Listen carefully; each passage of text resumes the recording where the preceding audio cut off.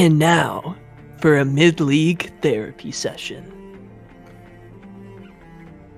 Hey, Loud Thoughts. Sorry, man. Just checking in. You know, we're following up here for our preseason follow-up appointment. How you doing today? Not good, Doc. I'm not doing good. I'm not doing good today, Doc. You're not good? What's wrong, man? You know, we just talked a couple weeks ago and everything was going great. You were having a great time. Solo queue, man. It's getting to me. Like, 80 carries, man. What am I supposed to do when there's a Zed every game? I don't, like, Duskblade. I see Duskblades in my dreams. They're everywhere. All right, well, let's just hold on a second, because yes, Duskblade exists, but, you know, the patch came in and we were supposed to start really introducing people to being able to hit their maximum amount of items, right? So now as an 80 carry, imagine you have full items.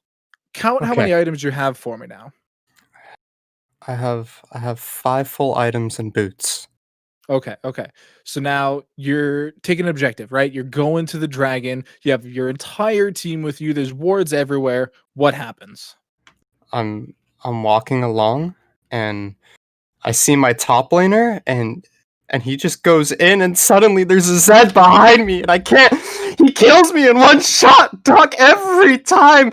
And my team, they can't get him because Duskblade, he goes invisible. They can't see him. And then he kills my support and then my mid laner and we just lose the fight every time. There's no way to dodge him. He's always there, Doc. He's always there.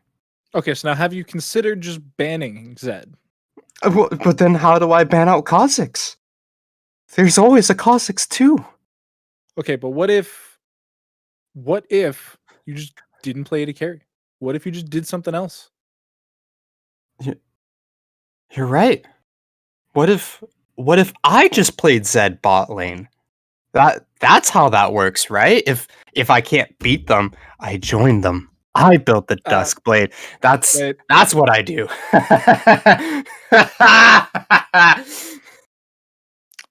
Wait, okay, this is God talking. I can't let another ADC turn today. We've got a pre-game show to do. We're live? What? No, this is. Ignore the voices in your head, Loud Thoughts. Guys, we're live. We're live. There's a lot of voices right now. Can you please get to the pregame lobby? There's no guys. We've been waiting. Loud Thoughts. Ignore the voices. Ignore the voices. Stop ignoring the voices. I'm pretty sure that's Valley. Me and Mac just want to do the pregame. All right, come on. All right. It's playoffs times. We've got quarterfinals. We've got Goliath. We've got Drift Esports. It's a hype matchup, and it's only a best of 3 for quarterfinals, but we've still got some League of Legends action for you all tonight. My name's Mac Dewey, and we've got the whole mid-league production crew. It's Valley, it's Loud Thoughts, and it's Doc. Valley, I want to start with you. We're on the analyst desk today for the match. Talk to me. What are you feeling for predictions for tonight's match?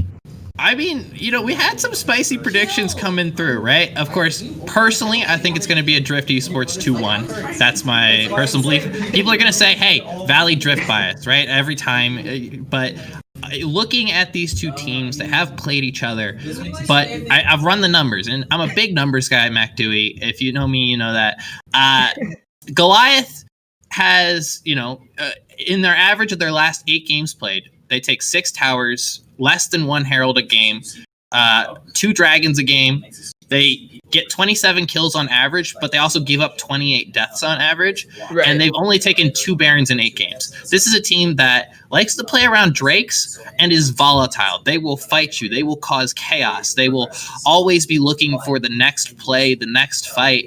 And I think that leads them to inting a little bit more than what maybe they should be doing. They don't play around objectives. While on the other side of things, Drift is able to, you know, they have 25 kills a game. They're only at 21 deaths. They're averaging 7 towers a game, 1 herald, 3.4 dragons, and 2 barons.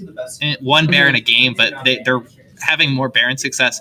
This is a team that if they don't fall into that chaotic playstyle like they did last time they faced Goliath, that I think they take the win here. I think Goliath maybe gets them in one game and is like, hey, let's play some chaos. We'll take the Zed mid and we'll get fed and, you know, cause that, because Goliath does play Zed mid. But I think if Drift just plays their own game and controls the pace, they'll come out with pretty solid victories. Loud Thoughts, we were talking yesterday getting ready for this series, and it kind of does seem a little bit like a coin flip series. How are you feeling about this matchup on the Rift? Yeah, both of these teams coming in at 3-4 apiece. So, and they're both coming off of a pretty harsh losses after last week. One played Frost, the other played Glaive Black. So, it's a bit of a difficult last week of the season for them to try and come to the playoffs. Luckily, they've had an extra week to really recoup. I went the other way. I'm giving this over to a 2-1 to Goliath. I think I'm the only one on the desk that might also vote for Goliath here. Maybe it's because their mid laner does play Zed. It's something that he's pulled out in several of their wins. I went back through and did some research on how do these teams win the game. And for the matchup tonight specifically, I'm going to be looking at a mid lane versus bot lane. Goliath likes to play through their mid jungle synergy. They have assassins in the mid lane that they play. If they don't get the Zed, they can pull out the Echo as well. Also a fairly successful champion in the current meta. And we were joking about that therapy session, but according to my solo queue recently, it's actual terror for any AD carries out there. Are these assassins at the moment? The Duskblade's going rampant, Night Harvester as well, being extremely powerful for Echo in the mid lane. Or does he build? He either builds that or Proto Belt, which allows him to get onto the opponent. Either way, it's a scary world for the likes of this AD carry, where he's going to have to be constantly watching his back and making sure that not only is he able to put out the DPS that he needs to be able to put out in order to win the game, but he needs to be able to keep himself alive versus a team that focuses mainly through their assassin mid lane player. And Doc, last time these two teams met onto the Rift, it was Drift Esports who actually took the first game off of Goliath, and then Goliath was able to reverse sweep. Do you have any key players or any lanes you're going to keep a close eye on for this matchup? I think right now the go-to lane is top lane. It's something that we've seen a lot of teams gravitate to when they have a strong top laner. And the thing you can do right now is you don't need to rely on a top carry top laner. You can actually have top tank players now that just accelerate super quickly and can really run away with a lot of games. We've seen some really big plays from top laners just this last weekend. We had that huge Kennen play go around Twitter from the Risen League that was just absolutely massive. Yesterday, we also had a really, really strong Darius and a Gangplank showing as well. So there's a lot of champions you can play around with in the top lane that don't necessarily need too much attention. Whereas when you take Loud Thought's example, for instance, the mid assassins versus the bot lane carries, both of them just get absolutely shredded by tanks right now. Like, yes, a fed Jhin with Dark Harvest can slowly take down a tank, but that takes a while. You need to build those stacks, you need to get your items, and it can be really difficult if you have, a 3-0 Sid20 just beating you into the bush. Exactly. It's going to be really interesting. Do you guys, any of y'all, do you have any specific meta picks we're going to be keeping an eye out to maybe pop up on the Rift? I know Seraphine has been enabled. I think this is maybe the first week she's available on mid league, but the enchanters have been kind of weak in the bot lane. What are you guys looking for to really show up in draft? I mean, for me personally, if we're looking for bot lane priority picks, something that I've been seeing a lot of, everyone knows about the Jhin, but Imperial Mandate has been a huge menace in the bot lane the past couple of weeks, and I think it's actually receiving another buff coming up soon here, which is really weird to think. Specifically, though, Janna is an extremely powerful support at the moment, as well as Maokai. A couple of weird niche picks that you see towards the bottom side of the map here, and a large reason is because they can use that Imperial Mandate, and they just get so many good stats out of it. The saplings coming out of Maokai provide a slow, which allows Imperial Mandate to go off there, an additional 60 to 100 damage based off of level there when your next teammate hits them and you're playing a dual lane. Same thing with Janna. You walk up, you throw out the Zephyr. It's already got a pretty good scaling in terms of base damage on it, and then from there you get the Imperial Mandate damage on top of that, and suddenly the enemy bot laner loses half of their health off of a 2 ability trade. Yeah, that's pretty scary. I know personally, we've been seeing a lot of Amumu And I've found that while he's strong, he was recently hotfixed, so he was brought more in line with power levels. And I feel like they might have done him a bit dirty because now he is starting to get really abused in the jungle.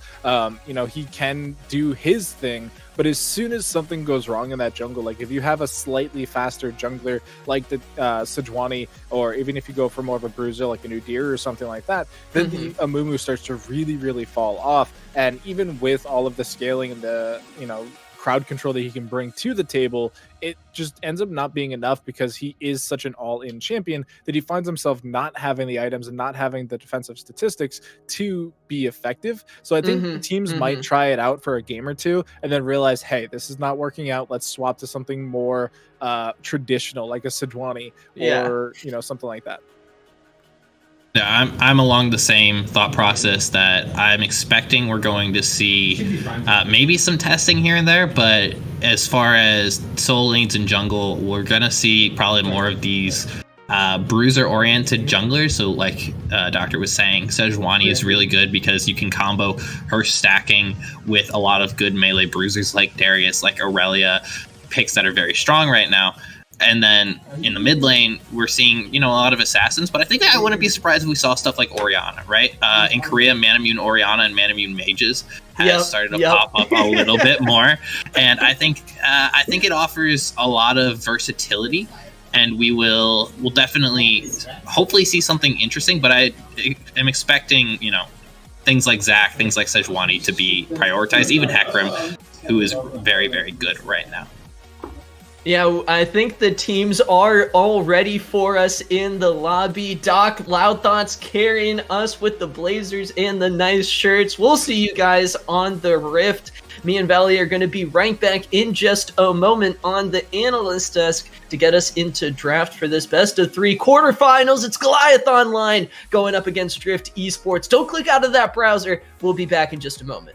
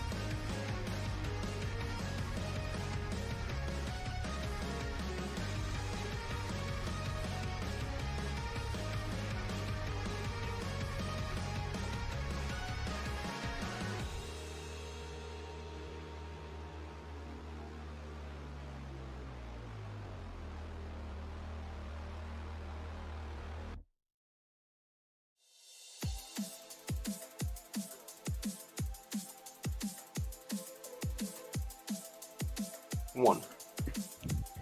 Hello, everyone. Welcome back to Excellency Esports Mid-League. We are starting off the quarterfinals with our first best of 3 matchup. We've got Goliath Online going up against Drift Esports. If you want the Divine Ascension Scarlet going up against Catalyst Blaze action, check out Excellency Esports 2. We've got another lovely production crew covering that match for us. But Valley, it's all business here. Goliath Online, their lineup: Terps in the top lane, Goomba stomping in the jungle, Babovin Agricole 9 in the mid lane with Melmo and Beerman Stan in the bot lane. Drift Esports, they still got their lineup intact, consistent through the season in Otter, the Beast in the top lane, Thrasian in the mid lane, Thrasian in the jungle, my bad. Rava in the mid lane, Volatile and Kraydog rounding out that bot lane for the Drift lineup. And immediately we've got some pretty standard bans, some stuff we were talking about during the pregame show, Valley, popping up already. Oh, absolutely, right? And you're going to see power picks, especially jungle top power picks, being taken off the board. Volibear and Shen, two of those bruisers that can really bring a lot to the top lane as far as carry potential as well as tank potential, being able to itemize different ways. I like the Kayn ban especially, has been very, very strong, and you can actually go Kayn top as a flex pick as well. So something to look out for, that if it does slip through, we could see that flexed around. But it is going to be Misfortune, Ashe, and Leona all picked up right off the bat. And I think that's pretty straightforward, Mac Dewey, because that leaves those solo lanes and those jungle picks to be more contested. See if you can get counter pick on either side. And it's power picks either way, right? Ashe, a very good utility AD carry, even though they hotfixed her, able to offer a lot. I'm not a huge fan of Nautilus. I'm going to say that right now. I'm not a huge fan of Nautilus. I don't think he's that great in this meta right now, Mac Dewey.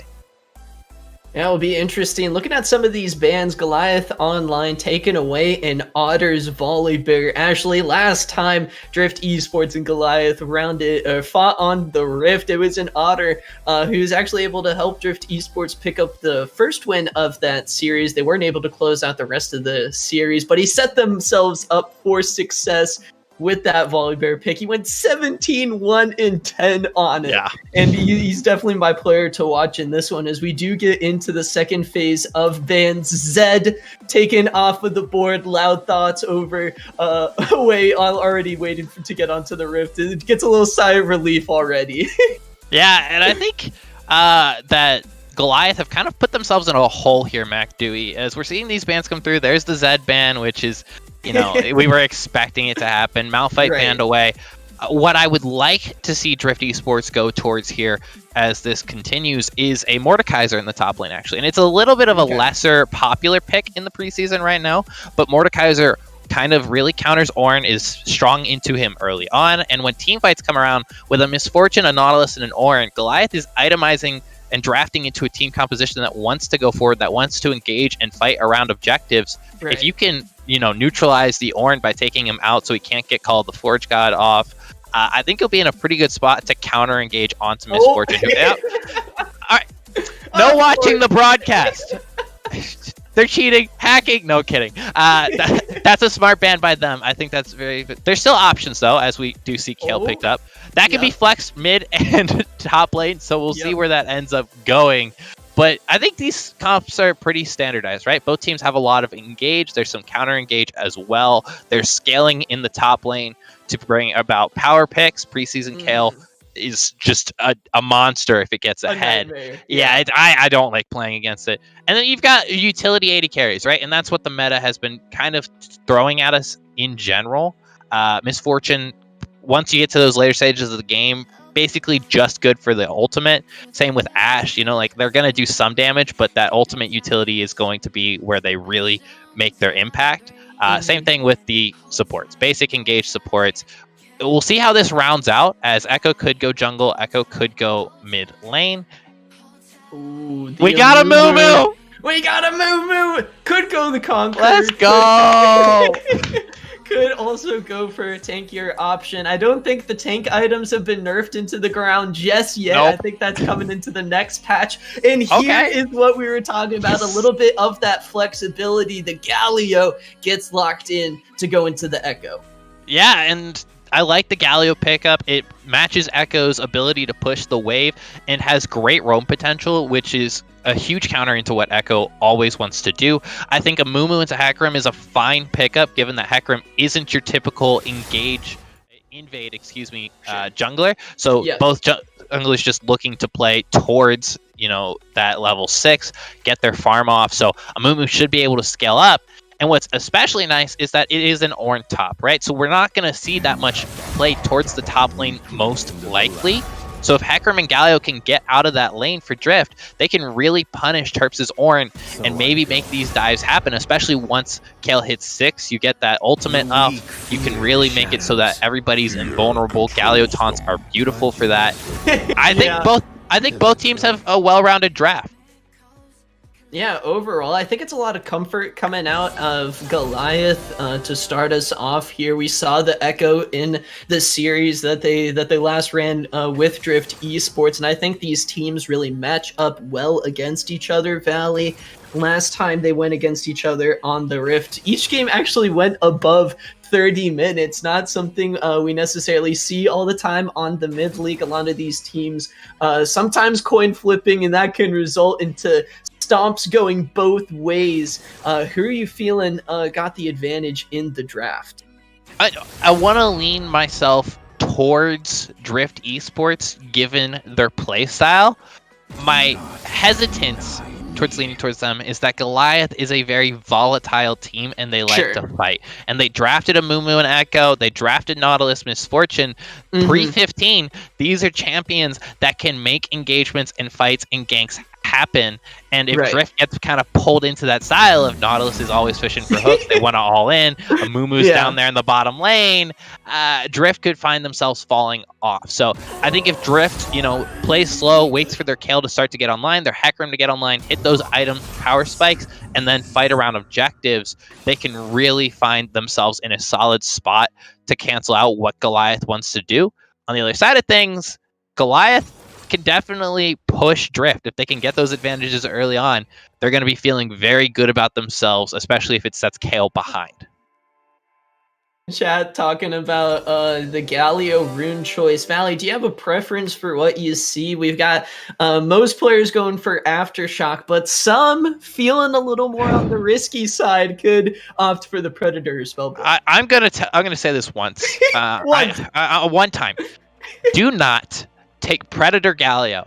I know people like it, and that it's like, oh, it's good. It's not good. It's not as good as Aftershock. And if you're building Galio, typically you're building AP as it is. And because of how his stats work, you'll get some tankiness, but Aftershock is just that extra little boost. You have 3 abilities that proc Aftershock and make you tanky, especially when you're designed to be in the middle of the enemy team most of the time. I think, especially with a Kale on your team, so that when you go in with the hero's entrance, if you get that, divine judgment on top of you, you'll be really thankful for having that Aftershock to maybe get out of those fights. I think Predator doesn't offer you anything, especially with a semi-global ultimate. Don't take it. It's bad. The champions are locked in. The teams are all set. In Otter, the Drift Esports carry has got his hands on the Kale, while Goliath, they're rocking with Comfort. We're going to go to a short break as we load onto the Rift. Doctor and Loud Thoughts are going to take care of all of you once we get into game. Don't click out of that browser. We'll be right back with game number 1 of this best of 3 series for the mid-league quarterfinals. It's Goliath Online taking on Drift Esports.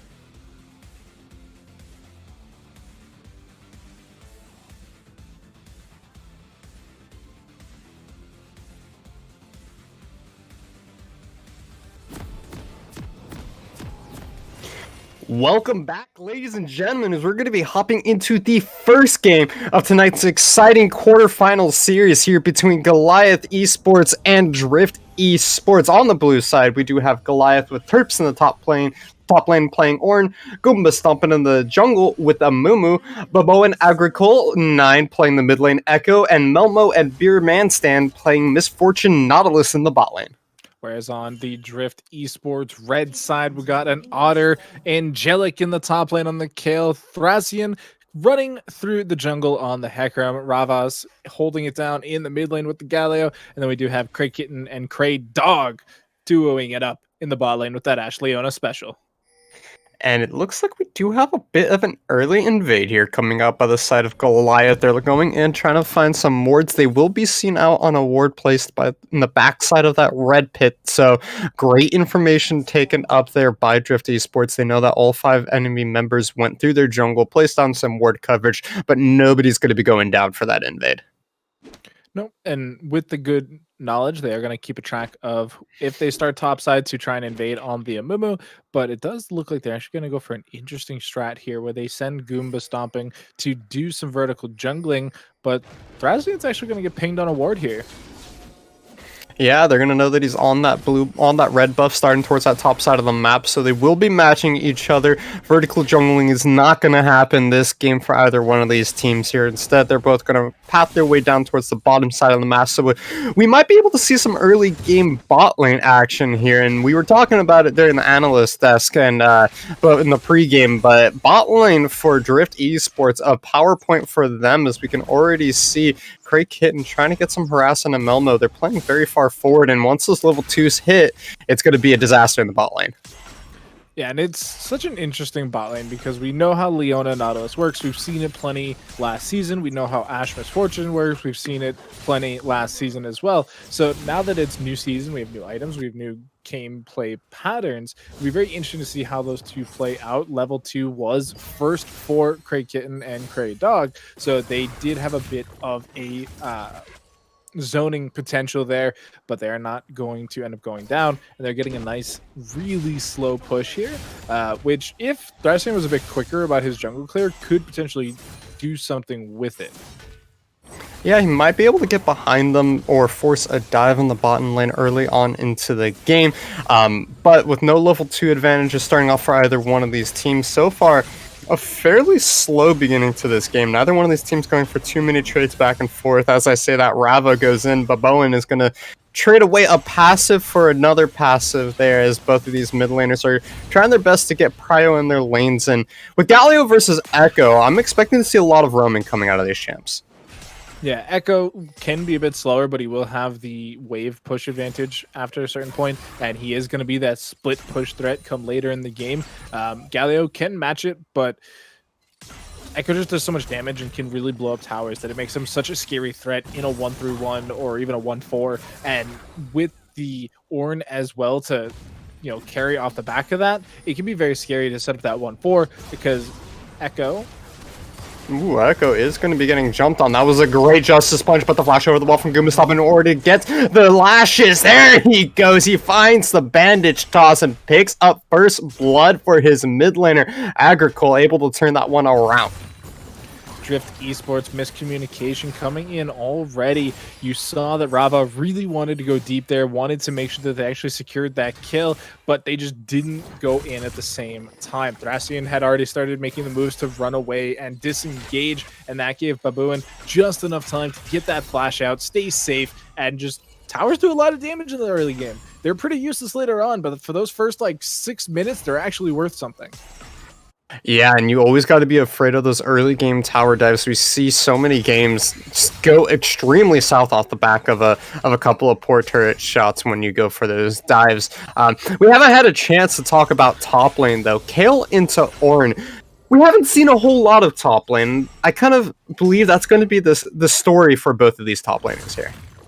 Yeah, I mean, the desk said it first where Kale can do pretty good into the Ornn, and a lot of that comes because it is a pretty free-farming lane. As long as you play somewhat safe, you're never really in danger of getting 1v1'd by the Ornn, who will just kind of farm his own way. If you can set up a freeze, that's unfortunate because you do have the Amumu, but from just a normal standpoint, you're both going to be farming. Scaling will benefit the Kale because she is such a team fighting monster this season, can really split push into Oblivion. And Yeah. Flash forced out by Terps there. Thrasian shows up on the top side of the map. But as you were saying, free farming lane outside of when Terps goes in for an all-in trade like that, I suppose. Yeah, and he's still trying to set up this freeze, which is the right decision because he really needs to get some help to shut down the Kale. You need the Amumu ganks, you need the hard crowd control to connect. Otherwise, that Kale is just going to survive, heal up, and continue to, farm away, build up these items, build up these, stat sticks that they really break you down with later on in the game. And if they can stay alive, there's really not going to be anybody that can contest them. A level 16, 6-item Kale is like, I think it's only maybe bar to like a 6-item Master Yi, which like is so scary in its own right. Yeah, it's definitely a terrifying champion up in the top lane. We can see already level 5 has not been punished, has not gone down just quite yet. Meanwhile, we have a fight around this dragon. First Drake is picked up by Goliath Esports, but Beerman Sen, he's going to be getting one more hook in there in order to pull the Thracian into the bandage toss. But now it is Rava that comes in with the hero's entrance. He's going to get 4 in his stun. He gets the Justice Punch, but trades his life for it. Kale has teleported in, so has Ornn. Are they going to be able to find anything? One more knockout from Turpus is going to be able to force a flash out of this Kale. Crew Dog is going to have to flash over the wall in order to keep himself safe. Meanwhile, the Echo has to use the Chrono Shift in order to keep himself alive. Cray Kitten wants to keep this one going, but are they going to be able to find anything more? Does not look like it. At the end of the day, 1 for 1, but Dragon picked up by Goliath. As a smart dragon coming in from Goliath, they had the movement, they had the priority to make sure that they could rotate in. They were able to secure the dragon, and the re-engage coming out there was kind of interesting from K-Dog because they had the blast cone to get over, but then it was just Thracian who was kind of left out to dry. Didn't really have much opportunity to get into the backline, wasn't level 6 yet, didn't have the Onslaught of Shadows, didn't have enough time to build up that speed boost, and with Craig Kitten still in lane and just not in a position to really deal that much damage, they just hyper focused onto the only damage threat there, which was the Hecarim. They got him super crazy low. He was able to barely survive thanks to the magic shield of Rava, who then obviously sacrificed himself to keep the play going. Then again, another re-engage comes through. There was an amazing knockout from Terps to keep the fight going, and at the end of the day, they just overcommitted at that before they could get out. Yeah, and that's a lot of summoner spells that were used across the map, as you said. Both teleports out of these top laners. The flash out of an Otter who's going in very aggressive here. He has the ultimate. He's going to call that one down. Thracian coming over the wall, but he's not even going to get an assist as an Otter comes up with the solo kill in the top lane. We said you needed a shutdown kill early, and it did not happen. It's actually incredibly bad for the side of Goliath. That is like one of the many champions you simply do not want to give kills over to. Able to pick up the solo kill, doesn't even need any help, which is even scarier, and that is just going to become the name of the game for the next couple minutes. There is not going to be that much that Ornn can do outside of just playing incredibly far back to really contest that. And you can see with their items, they actually rushed a Bramble Vest, which cool, but you're fighting against the blasting one, so they're not actually getting any stat bonuses from that. That's armor that is going to be more focused pretty much only for the Ashe. Ooh, I do like to see this game coming in top lane, though. Walks up, there's going to be the tantrum, the curse of the sad mummy, and the bandage toss. A kill going over to Terps in return. Fantastically played there by Goomba stopping. Yeah, that's some of the fun things you get to do as a Mumu, right? Like, you just walk up and just be like, I guess I'm in range, and you just pop the Curse of the Sad Mummy, and then you get a free bandage toss, and there's just absolutely nothing the opponent can do, because even if they're on a gangplank, right? Like, even if you orange the Curse of the Sad Mummy, it's still slight hesitation that sets you up so perfectly for the follow-up.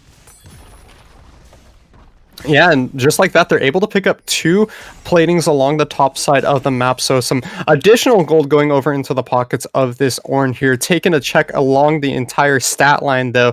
Only real CS differential we're starting to see anywhere across the map is in that bottom side of the map. MF coming up with a little 8 CS lead going up to 10 CS here, as we do see the invade coming in from Drift Esports. So Craig Kitten and Craig Dog opting to get some more coverage for themselves rather than contest the mini waves in the bot lane at the moment.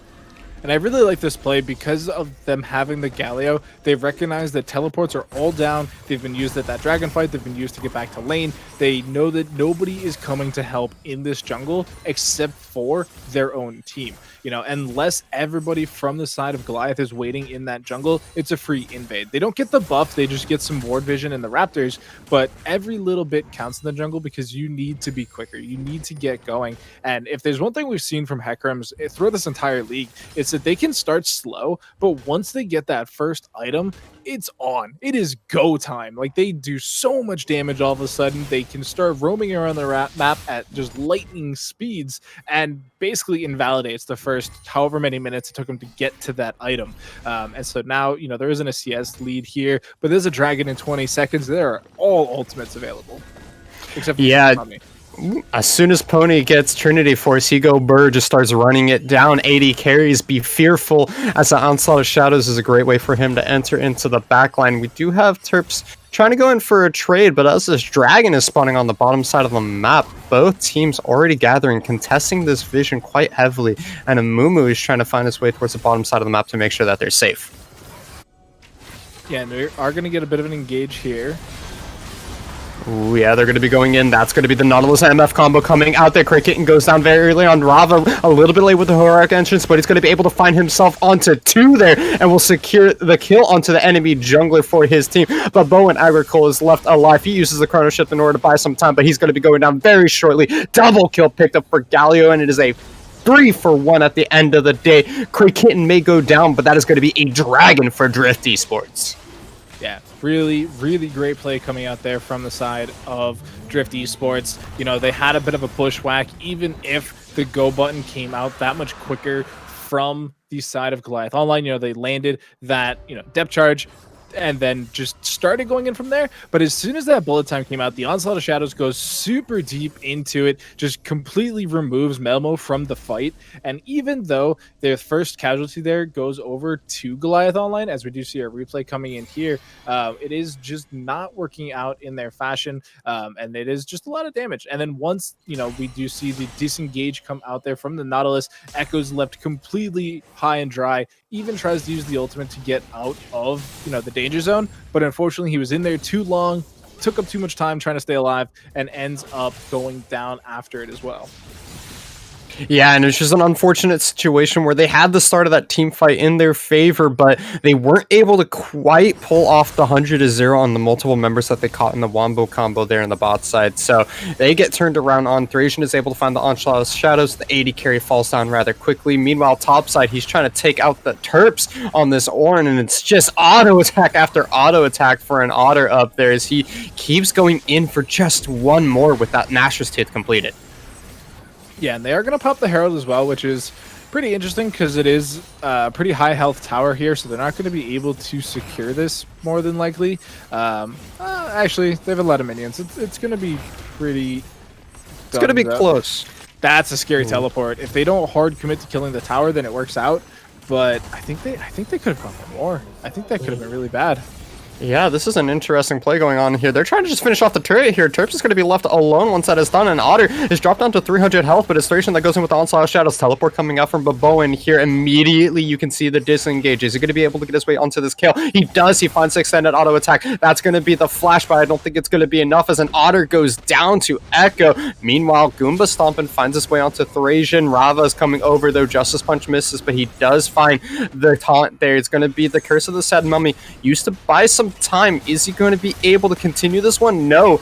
An Ash Arrow from downtown will sail right past, and that means it's not going to be for this bot lane fight. Crew Dog went in extremely hard level 1 without his AD carry there. Will is going to be able to trade it back at the end of the day as Cray Kitten finally walks up and is able to find that one. One more Nautilus hook, but a flash to follow it up, and Cray Kitten should be able to finish off the double kill, and it is madness across the map.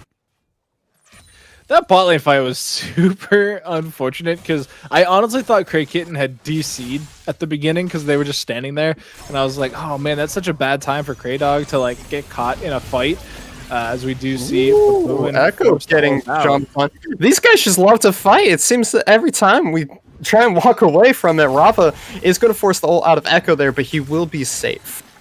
Yeah, and so bottom fight, it happened. Amazing stuff coming in. They're continuing to fight though. Yeah, top lane, they don't stop coming, and that's going to be Terps trying to get the turnaround with the ultimate. Thracian shows up for moral support, but an Otter finds that kill, gets the level up to make sure that the minions don't execute him either, and he's going to try and shove this wave in. That was a very scary minion wave. Does luckily get the level 10, and we're seeing some really high jungle pressure from Thracian onto this top lane, which makes sense. Flash into the bandage toss. Otter goes down. Rava shows up in order to try and stop that one, but he's too late with the teleport. Meanwhile, Goomba Stomping gave his life up for the cause in order to kill the Kale, and that's going to be yet another kill. Kind of just donated in this situation as Thracia and Rava find that one.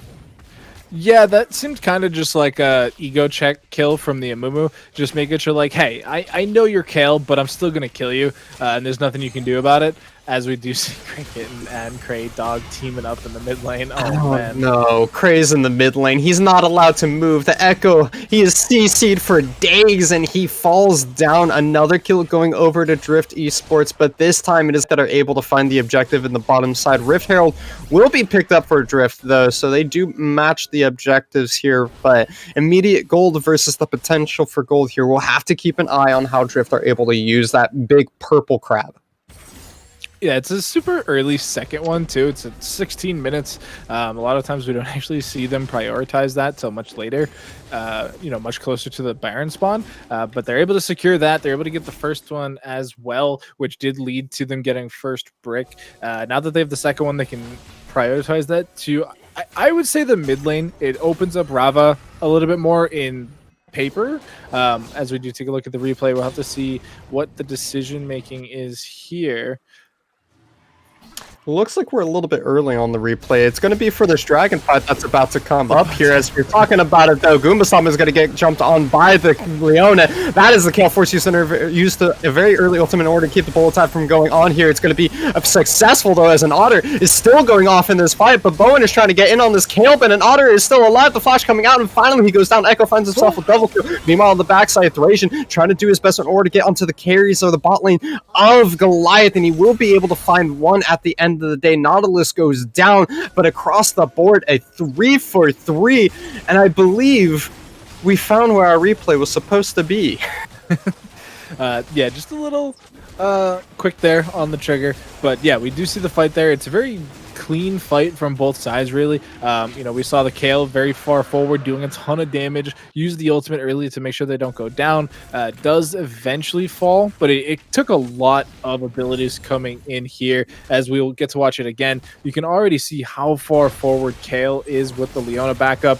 Does use the ultimate to block out on the depth charge, and look at this. Look at how far deep Hecarim is and how much damage it got done onto that Misfortune, and then somehow wins this 2v1. Echo's doing absolutely everything in their power in that backline to get something back, but ends up going down, and Hecarim 1v2 to kill the support. Yeah, it was an insane dive coming out by Thracian, but I think for sure the most important fact was just how long Thracian and an Otter lived, despite how deep they were into enemy territory, fighting their way through everything that was going on. They were able to pick up the dragon off the back of that as well, so it is 2 Drakes to 1 at the end of the day. 18.5 minutes into this game, and our gold lead is only about 1,000 to 1,500 difference here, so the game is still relatively close, but we have to keep an eye constantly on whether these teams are going to try and force a fight here. Looks like it's going to be the getaway from Beerman Stan here. But as I was saying, we have to keep an eye on these scaling options for both of these teams. They're trying to overforce her. Transcendence comes out in order to keep Kitten alive, but it's not going to be enough as the bullet time finds that one shut down. Crewdog has to go over the wall there in order to keep himself safe. Meanwhile, an Otter still getting those free auto attacks. One more bandage toss is going to be coming forward. Gumasam, he does find the Kale. That is huge. Are they going to be able to follow up? No, it is going to be the heroic entrance that's able to keep him alive. Gumasam has to back away from this one. Kale is still auto attacking the backline, but Bowen has to use the ultimate in order to keep himself alive here, and they're trying to back this one out, but Kale is kiting this one out phenomenally, and Otter flashes away. Crewdog sacrifices his life in order to keep the top lane carry alive here. Is he going to be able to do enough damage to Terps? He does not have a knockup available just quite yet. Thracian is coming back in, but he has to back away as the Make It Rain comes in to provide a CC slowing effect to keep their top laner safe. We're finally starting to see some magic. No! That was a baboon taking a trip to Spain, minus the S. You hate to see it. Does end up going down there. And what I was trying to say is that now that we're seeing Terps build some magic resist, we're starting to see an Otter really struggle to do some damage now. Was not able to chunk out Ornn at the end of that fight, in a situation that may have been able to pick up a kill very earlier on. Goomba Stomper, though, falling prey to almost Lee Syndrome on the Amumu, just diving so incredibly deep there, so far ahead of the team that even with the Curse the Sad Mummy on the two members, there was just no follow-up whatsoever. And it became such a hectic fight after that, where we saw the Galio come in, Thracian was kind of off to the side lanes trying to get something done. The great start to the fight, thanks to Baboons, just two-man stun into bullet time combo, just completely shredded the carries of Drift up to that point. Yeah, it was definitely a chaotic fight across the board from both of these teams here. I keep going back to it, but an Otter is playing these team fights phenomenally well, kiting out his opponents. Unfortunately, he doesn't quite have the damage yet in order to deal with this Ornn, but once he has hit that level 16, already sitting at level 12, we can start seeing some of that true damage coming out that is going to provide more opportunity for an Otter to do the damage that he needs to do. And at this stage in the game, to be sitting down 1,000 gold against a Kayle composition, to be sitting down with negative turrets, with negative dragons at this point, it is not a good position for Goliath Esports here. They need to be able to try and find a way into this game. It is 22 minutes into this one, so that means Baron is up and available for either one of these teams that wants to try and pressure the big purple worm. But with the way this game is going, we're going to have to see Goliath do something soon. Yeah, I think something that is going very well for them is actually this Misfortune pick. It's 5, 2, and 4, has a bunch of completed items, has 9 Dark Harvest stacks at the moment. So it's 22 minutes of the game, so it's a little bit less than 2 a minute, but it's still pretty good showing so far. For there being 13 kills on that side, it means you've been there for basically 9 of them, which your KDA also supports with that stat line. And so as the Misfortune continues to pick up these items, continues to get these Dark Harvest stacks, you're going to really start chunking people out. If you can connect with a really good double tap. Ooh, it's the team fight breaking out. Terps went in a little deep on the backside without the rest of his team available there. He's going to be taken out of this fight completely. Meanwhile, that is going to be a Baboon going down extremely early. The bullet time, though, it's huge. It's doing so much damage. Rava's dropped down extremely low. He's able to pick up one for this Misfortune, but that's going to be the Transcendence coming out, and Otter is trying to buy as much time as possible. Are they going to be able to ever look at this Kayle? It is going to be too little too late, as it is actually the triple kill coming out from Melmo. He is able to do it. Successful fight for Goliath as they pick themselves up the dragon. And what am I talking about? It's the Misfortune popping off, picking up that triple kill. Looking at this fight again.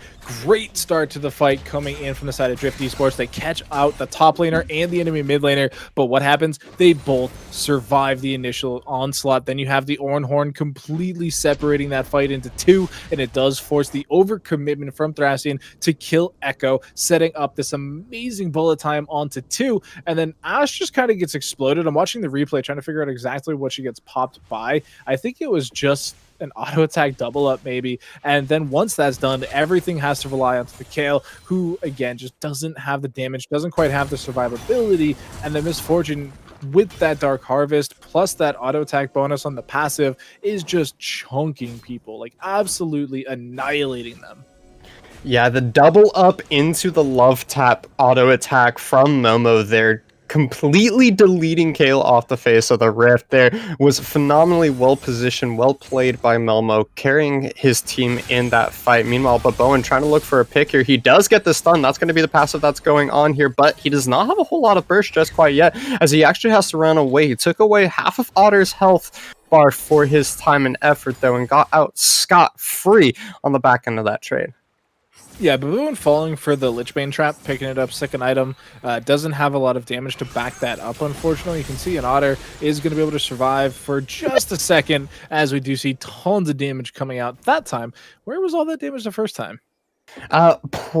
what is it? Hextech Rocket Belt now? It's not called Proto Belt anymore. They changed it up on us. Just like it's Rocket no Belt. longer, yeah, it's no longer Luden's Echo. It's Luden's Tempest. Why did they change the names? I do not know, but they are changed. Meanwhile, we do have a fight breaking out around this Baron pit. That's going to be Memo getting jumped on it very early on in this fight. Has to flash away from Rava's heroic entrance. He's going to be able to find the bullet time. He does. He finds one. He finds almost a second as Rava's the one that's forced to flash away from that one. He's going to be going down to the hands of a Bow and Agricole, though, as now what was started off by Cray Dog is going to be finished by Melmo, as they're going to try and start up this Baron here. Thrasian, the only one left on the map. Is he going to look for the hero play? He does have the Onslaught of Shadows. Do they know where he is? Ooh, great Scrying Orb coming out there by Goliath Esports here. They're taking their sweet time with this Baron, allowing Beerman Sand to get over the backside of the wall. He goes in. Onslaught of Shadows is going in. Is going to be able to find the smite? He does not! It is secured by Goomba stomping in the side of Goliath Esports. They find themselves an extra kill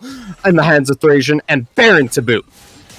I think that's incredibly strong play coming out from Goliath. They found a team fight that wasn't started by them, but they had the tools to make sure that they didn't get instantly deleted. You know, they were able to hop out of that team fight. The Misfortune able to get a very fringe bullet time there. It was almost max distance, but it has so much damage that it just absolutely melts through Kraydog, whose Eclipse had expired at that point, so didn't have all those bonus stats, wasn't really feeling, you know, big and beefy like Leona should. And once that goes down, the Dark Harvest procs, and there's just so much damage onto Ravas, who doesn't have the privilege of being able to build magic resist. So between the Amumu with the Tears and Babuin, who is now starting to stack up some damage, they just melted right through that big Colossus. Yeah, and you know, it's one of those situations where Momo didn't go down at the very beginning of that fight. There was no follow-up to take him out there, and Rava shows up. Bullet time comes out after the flash, and then you just lose your support and mid laner right off the back of that fight. An unfortunate situation.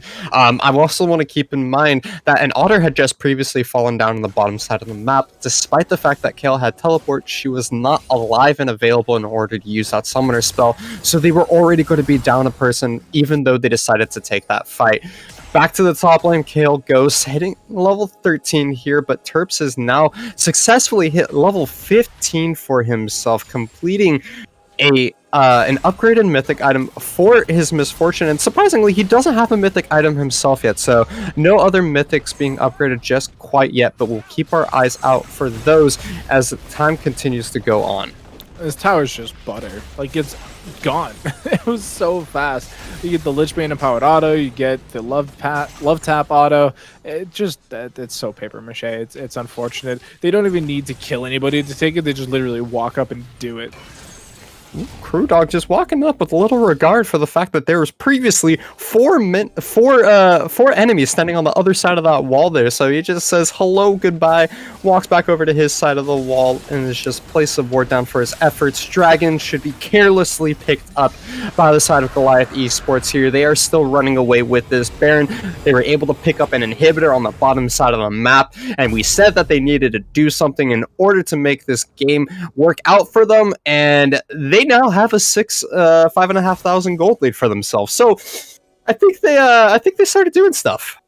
Yeah, they're in a really good position. You know, they got the first Baron, they're on Soul Point, pretty well in a good position to make sure that they do secure that soul as well. They are going to have to contest for the Baron first, but they're in a good position for it. They've won all these team fights. They're potentially going to pick out Hecarim here. I don't really know how he got that deep in the enemy jungle. He is actually going to somehow get out, though. They just didn't see him, I guess. But does survive, thankfully, and it is going to be up to an Otter right now to abandon this tower. There is no shot you defend this against two. And that just opens up so much more of the map here. It does give the deep ward potential to Goliath Online as they set up for the Baron. Looks like they are going to try and defend this as 2 versus 2. Teleport coming out by Rava, though, in order to try and help out with this one. He comes in with speedy boots on, but it's a bullet time from behind. MF finds 2. Melmo is legendary, and Rava is like, oh no, I don't have a team here, and there's a Misfortune behind me. He goes down, triple kill picked up by Melmo, and this MF, too fat. It's a pretty beefy misfortune.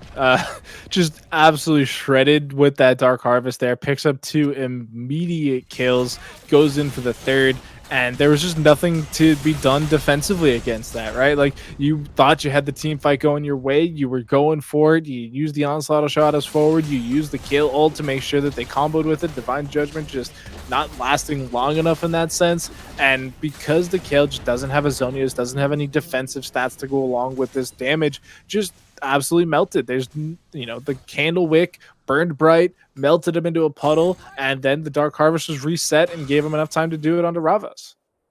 Yeah, and I want to revisit a point you made earlier. Paper mache. It seems not just turrets, but inhibitors and champions too. Everything melts before the hands of Melmo here, as he is sitting on 4.5 completed items. Boots on top of that, 13 and 2. This misfortune is popping off as she takes yet another turret. Love tap doing so much damage to these structures, and when you have a minion wave that you can reset that love tap off of as well, chef's kiss. Up to 16 Dark Harvest stacks, by the way. So I think at the end of that last team fight, it was like 28-ish minutes, if I recall correctly. So in the 6 minutes that I had brought it up previously, she gained 8 stacks. No, 7 stacks. Hold up, my math is terrible. Something like that. Math is difficult, but we do have a team fight breaking out, and those are not as difficult for me to figure out. Thracian is going to be walking away. Ooh, great sidestep there away from the bandage toss for himself, and that might mean the end of this team fight, as there is nothing that Drift Esports wants to do with this fight, knowing that MF is around and healthy. Yeah, complete disengage there. My camera was messed up because I was trying to do math, and so I missed most of the team fight. But everybody survives, which means they do get one last team fight potentially at this tower, as we do see the super minions just pouring in, and it's already half HP.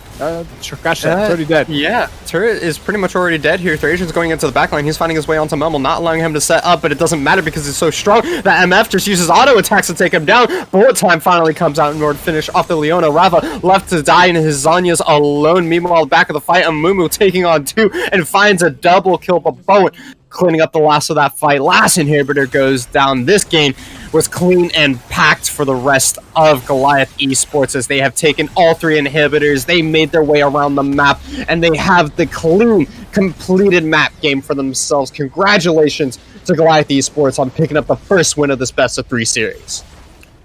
So my prediction is completely shot. I'm going to be honest with you.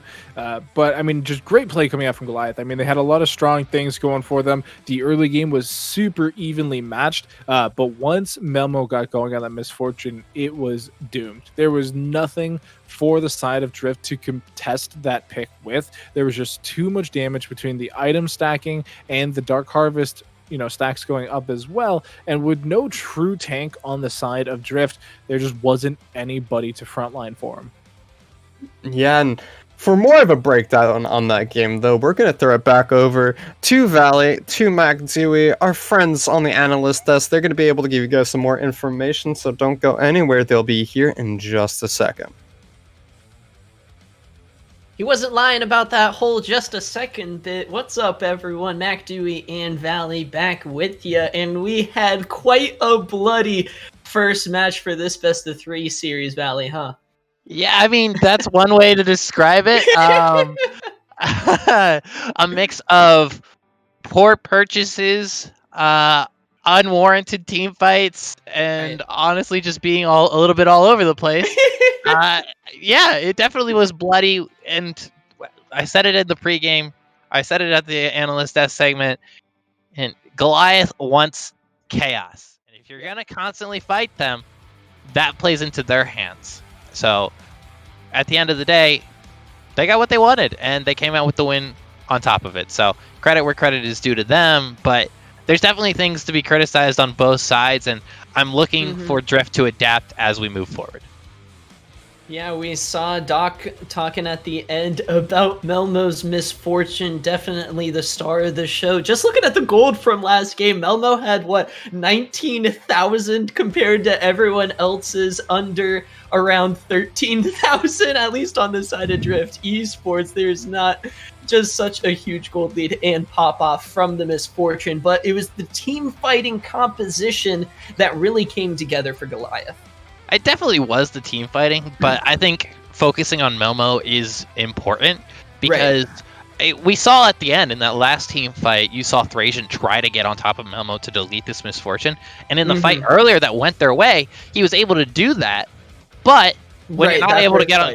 Yeah, exactly. He was able to take out the misfortune, but they weren't able to take her out in these later fights. And with no true tank, like they said from the casting booth, it becomes very difficult to deal with an AD carry, especially a lethality AD carry that has become this fed. It doesn't particularly matter if she's at Molten Edge or if she's really hit those power spikes, because if you don't have anything to withstand that damage, you only have a 1-item Leona into a 4-item Misfortune.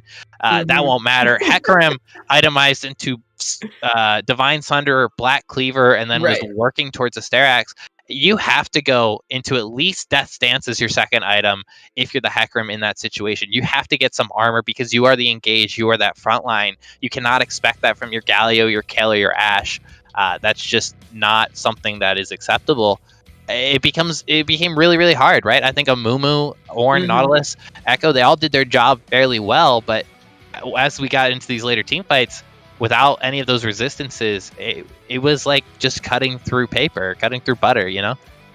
Yeah, especially for Melmo with those lethality items getting online so quickly, and then she got the armor pen additionally, I think from the Lord Dominic's Regard was picked up with the Infinity Edge. Oh gosh, I mean, Loud Thoughts finally got his ABC dream game there. He didn't have to worry about any assassins going on him, and the Hecarim, as you were talking about, Valley was managed. But looking a little bit at Drift Esports and what they were able to do in that match, the early game was looking really solid for them. Where do you think it went wrong? I think it went wrong. I already mentioned itemization, but I think it went wrong in two main other places. The first of which is their draft for their top lane. We talked a lot about top lane coming into this. I think Kayle is a very strong top lane pick, but when things are going so wrong and you don't have tanks elsewhere to keep you alive and to be a solid front line that just gets melted, Kayle wasn't given enough time to come online and enough time in team fights to really carry without having to deal with so much pressure from Echo, from Amumu, from MF. So I think maybe picking a stronger bruiser. I think Darius is good. Volibear was banned, but if you can get onto something like that, they got a lot of good gold onto Kayle early on that you could really snowball off of that a lot harder than they did. And the second one is how they're playing the macro game, right? We focus a lot on there's all this fighting happening, but what we need to focus on is that if Drift were to back out of some of these fights, say, hey, we'll give you a couple dragons. Hey, you want to be pressuring this bot lane tower? Fine, we're going to trade for top lane tower. We're going to make tower dives happen on our strong side of the map. Will you do your strong side of the map? Will we take objectives instead of just fighting you for them? I think they would have been in a better spot. It didn't feel like they were playing side lanes very well. It didn't feel like they were moving around the map as a unit. And if they are able to do that, I think that really spreads Goliath out a lot more, and it makes their comp a lot harder to execute. Yeah, I love that point you bring up, the execution. It just looked so darn easy for Goliath. Once things started rolling, you just press R on the enemy, and then suddenly they're gone. You know, I agree. We saw in especially the early game in Otter kind of afraid to be really aggressive, even though he had summoner spells available. I remember us highlighting that moment under turret, specifically when Terps was able to kind of just walk away, even though an Otter had his ultimate, had his flash available. Maybe could have looked to try to really push that advantage, and then suddenly it turns into an overextension because the teleports and the roams start coming in, and even though they're the ones with the Galio, they should have for the most part, a lot of summoner advantage, numbers advantage, and even you were talking about Valley, the Galio matchup really going in favor of Rava here, at least in the early game, doing a lot to slow down that Echo. Yeah, the Echo kind of felt like a non-factor throughout most of the game. it wasn't something where you watch that game and you look back and you think, wow, that echo play was really a big part of the turning of the tides. Right. That game was basically a Mumu and Melmo as we hit that later stages. That early game was super even, and it's been mentioned, but then once it started to break open, it was literally the misfortune show. I'm not worried about I wasn't worried about the echo if I was Drift. I wasn't really worried about the Ornn either. The problem was that they weren't focusing their energy into the right places, and as we are heading into the pro draft right now, as it's getting started off, hopefully we see some adaptation as to where they're putting their own focus and where they're going to be playing around. Because I think, again, if you get a solid matchup in the mid lane and you play towards that top lane and you can make sure, hey, you're surviving the bot lane, you're going to be in a much better spot. They just have to make a couple tweaks and a couple changes, and I think that game goes a completely different direction.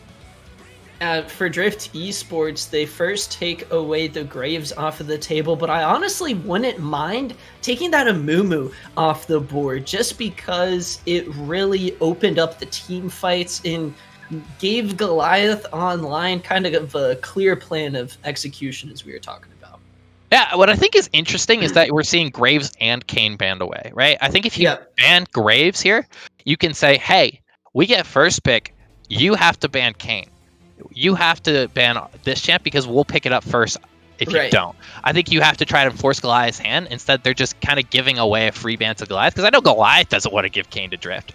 So it's a little bit interesting in that regard. We're going to see 2 top laners picked off. And again, that's respect being shown into that top lane. And Otter is great on these bruisers, on these power picks that can abuse the early game.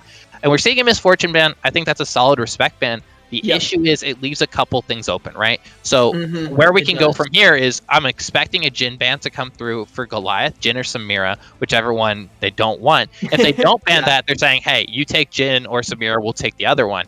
But Drift is forcing the hand. It's a Hecarim ban, so we're going to see a trade of 80 carries most likely. This is probably Jhin, and then you'll see Samira on the other side would be my prediction, because I don't think there's many 80 carries that match Jhin otherwise at this state of the meta. We'll have to see. Oh, Valley, is the crystal ball working? Oh, sometimes we'll see. They're hovering it. Yeah, there it is. All right. So I wouldn't be surprised with a Leona pick. I was gonna say it, and they got to it before I did. All right. Valley, now we're going. The script. I don't know. I think you're on the wrong page. You're on the wrong page, Mac. It is gonna be Thresh and Mumu picked up. We're on page 52. If you try to keep up. All right. Yeah. Thank you. Okay.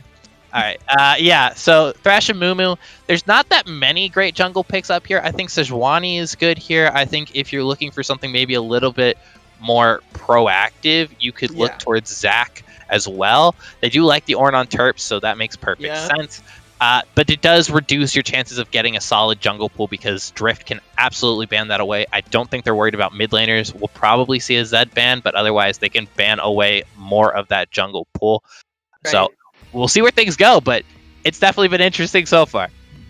Yeah, I really want to see Drift Esports get maybe some team fighting components with either their mid or top lane champion, the Galio, unfortunately taken off of the board, gonna maybe open things up and make things a little bit more difficult for Rava in that mid lane. The Jhin, super solid right now. The Zed's gonna be taken off of the board. We'll have to see if Goliath Online, if they're going to continue trying to target that mid lane. Kale's actually going to be taken off of the board, and Otter not getting his hands on that champion once again. This has to be a jungle ban, right? Like, definitely targeting the jungle, because I don't know if you really... Like, again, the Echo didn't feel like it was that impactful. It felt like Drift kind of had the number in the middle lane. Fiddlesticks, I like that. Fiddlesticks is very strong right now. I kind of wanted to see a Fiddlesticks, I'm not going to lie. But Fiddlesticks is very, very good. So we'll definitely see what's picked up. I could honestly see Goliath looking to take Orianna in the mid lane. They've played it before. It is a pretty solid pickup there. Would combo well with Samira, Leona, and Ornn, especially this ultimate-based team fight engage composition. And on the other side of things, if it is up, Drift could pick it up for themselves. They have kind of a similar situation where I think Orianna or Cassiopeia, especially if they want to go for tank shred with the recent builds for mages with Banamune, are all very, very strong pickups. And Goliath giving mid laner counter pick is definitely a good thing here, so that they can get another strong laner. And we see Goliath online paying attention to chat. See that Axeman is watching. This one dedicated to him. They lock in the Olaf to go into the Amumu and Poppy.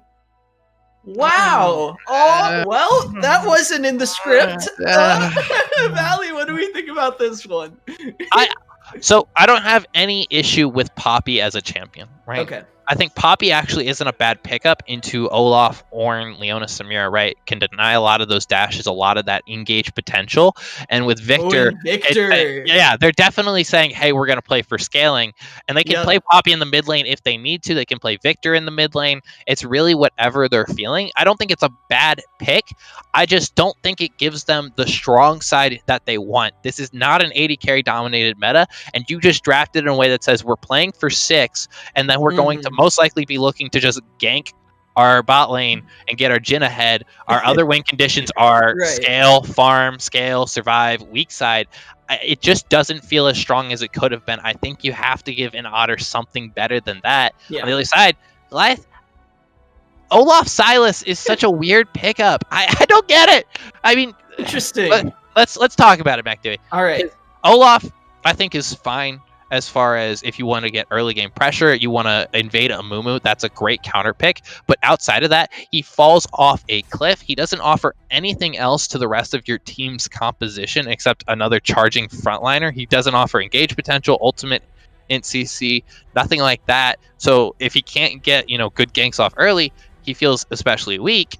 And what ultimates are there to steal on the side of Drift that are good for Silas? The Curtain Call is a very weak ultimate right now. Thresh box is okay, but Amumu's ultimate is good, Poppy's ultimate is okay, and Victor's ultimate can be good with the AP ratios, but it isn't like this is a Kennen Orianna composition where you're getting a bunch of great CC ultimates to really. You don't have a lot of options. It's not the greatest, right? You can absolutely make it happen, and if you're playing into a Victor, you're going to be feeling pretty good about yourself. But again, it's another champion with the dash playing right into the Poppy's hands. So even though I don't like it for an Otter, I think Poppy could still be fine, and it counters a lot of what Goliath Online wants to do. Yeah, you can't. The hammer isn't necessarily strong to knock away the Olaf, but could get rid of Agricole pretty quickly as soon as he tries to get that Curse of the Sad Mummy. And Otter is in a position to knock him right back out of the park. And once again, it comes down. I think we've got some more interesting team fight compositions here, Valley. Obviously, we have to kind of consider this based on how the last game went. It seemed like that's all these two teams wanted to do. Who do you think has the ease of execution on their side in this one? Yeah. Ease of execution goes to Goliath Online. Their composition is very straightforward. It's Solar Flare, Zenith Blade, Call of the Forge God, followed up by probably a stolen Curse of the Sad Mummy, and then you have just Samira free hitting. She can go in with her ultimate with the style points. Olaf can just charge in there. It's very much we're going to come at you in team fights. We're going to combo our ultimates. We're going to run at you. Whereas Drift has to play it a little bit smarter, right? It's not... It's not like it's a difficult composition to execute, but their composition is not just run forward and use ultimates on you. It's, hey, we have to be able to absorb those ultimates. We have to have our Thresh, our Mumu, our Poppy be tanky enough to absorb all that pressure and then counter it with our own Curse of the Sad Mummy, knock people out with the Poppy ultimate so that our Victor and our Jhin can get their pop-off moments so that they can stay alive long enough to do the damage that they need to do. If they can absorb that pressure and push it back, then Drift has free fights going their way, especially once we hit 20 minutes plus. It's just if they can actually execute on that way. So it could go either way. I think Goliath has the easier comp to execute, but I think Drift has the more advantageous comp if they play it correctly. Yeah, last week we saw Alex Pies, I believe, crazy, or not last week, the week before, week 7 of mid-league. We had our little week break for the holidays, but it was that Victor that tore through Glacial Rising Phoenix in that first game of the best of 3. Unfortunately, the Coyotes did fall there. But I think in terms of the meta, it's a really strong pick going in, and it's a range versus melee matchup for the mid lane. I think Rava will be happy with that one. Valley, what do you think think Drift Esports should be focusing on in the early game to really try to set themselves up for a solid mid to late game, because we do, on the side of Goliath Online, have to worry about the scaling ornament items come in, as well as the insane Samira team fighting. I mean, I think Drift needs to take a breath. They need to realize, hey, just because we're down one game doesn't mean the series is over. We're still in this. This is the playoffs. This is where you make or break your chances. This is where you really need to step up your game, and they need to recognize, hey, through the first 5 to 10 minutes of this game, we're playing through our Amumu. We are playing through Thracian because Thracian needs to survive. We need to be offering potential roams to help him if he is getting invaded on, as well as he needs to be hovering lanes and tracking the Olaf particularly well so that he can counter gank as is necessary. We've got an exciting game number 2 of this best of 3 series. Drift Esports now with their back up against the wall have to try to find a way to even up this series. You won't want to miss it. Can Goliath Online move on to the semifinals? We're going to find out in just a bit.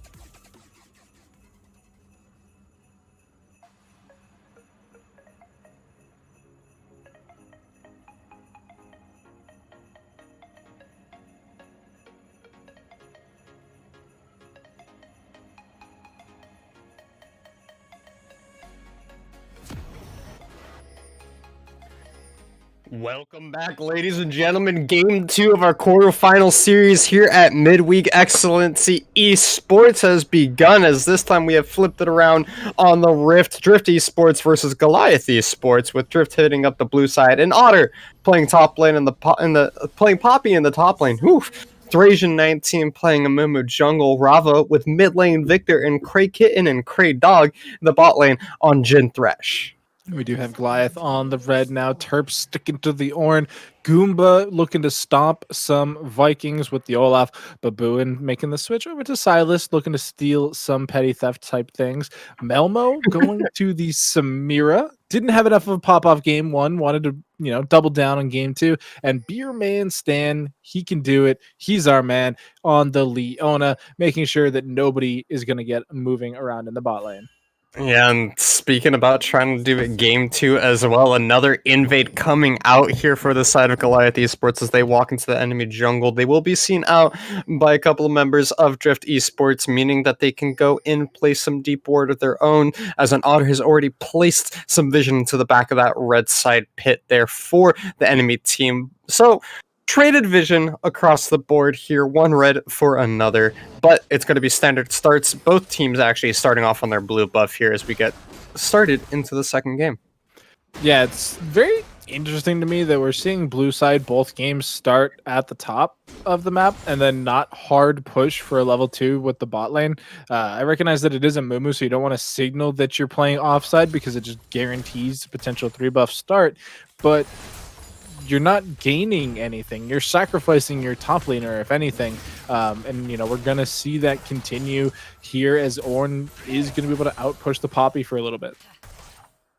Yeah, and that's just kind of how the nature of the beginning stages of this game will go. When you have percentage health damage like this Ornn does, early access to it as well, it's going to work quite well for him. He just has a little bit of a better wave clear once he hits level 2. Most likely see him try and push that advantage into an Otter. But I am most curious about how this bot lane is going to be going here, as we do see that grass proc going off. Level 2 is being hit along the bottom side, as well as Beer Manstand goes in. He's forced to flash. The exhaust comes out. A great body block by Melmo there in order to dodge away from the W. Whoa! Almost dashes into the backside of that death sentence, and my heart dropped for a second, but Momo makes it out alive.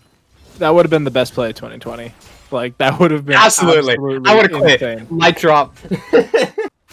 Yeah, I mean, you want to know how this bot lane works? That's exactly how it is. You're going to see the Leona get in. We're going to get the knock up from Samira because she doesn't have enough stuff in her kit. And then we're going to see the counter attempts come through with Kraydog trying to make, usage of all 3 of those Thresh abilities just to make sure that, Jin does have the room to play around with, maybe get a reload in and potentially go for that 4th shot. But we do see, Beerman going a bit aggressive there, ends up taking a tower shot and is forced to blow the flash, which is incredibly unfortunate early on in the game. Yeah, and starting off on the top side of the map, we see Thrasian showing up on the bottom side here at that 3.5 minute mark. Typically, where you're going to see your first jungler ganks come in. So Mumu does show up bot side, does not force any summoners, though, is unfortunately not going to land a bandage toss for himself. But that means that Scuttle Crabs will be traded across the board as well. Both of these junglers looking to kind of play opposite side of the map from each other this early on, which is not going to really favor Olaf too much, as he wants to try and pressure this Mumu out of the game early. Yeah, and he's just now going for the red buff too, so he's going to have that hyper delayed, timing there. He's going to have a really awkward, period of time between the blue reset and then the red reset. So he can use that to maybe counter invade the second rotation of Mumu's bot side juggle by just being on time. And so I think his bot lane will potentially have priority by then, depending on how they play the next 2 minutes or so, because they are going to have to, take advantage of that crowd control combination. Ooh, bot lane desperation. He does find the successful gank this time around the AoE win wall used to try and buy some time, but is not going to be enough as Beerman Stan goes down for first blood. Meanwhile, top side of the map, and Otter getting taken down extremely low. Goomba Stompin will successfully find the gank, but he's just a couple of seconds too late as first blood will go over to Drift Esports, but is traded back on the top side of the map.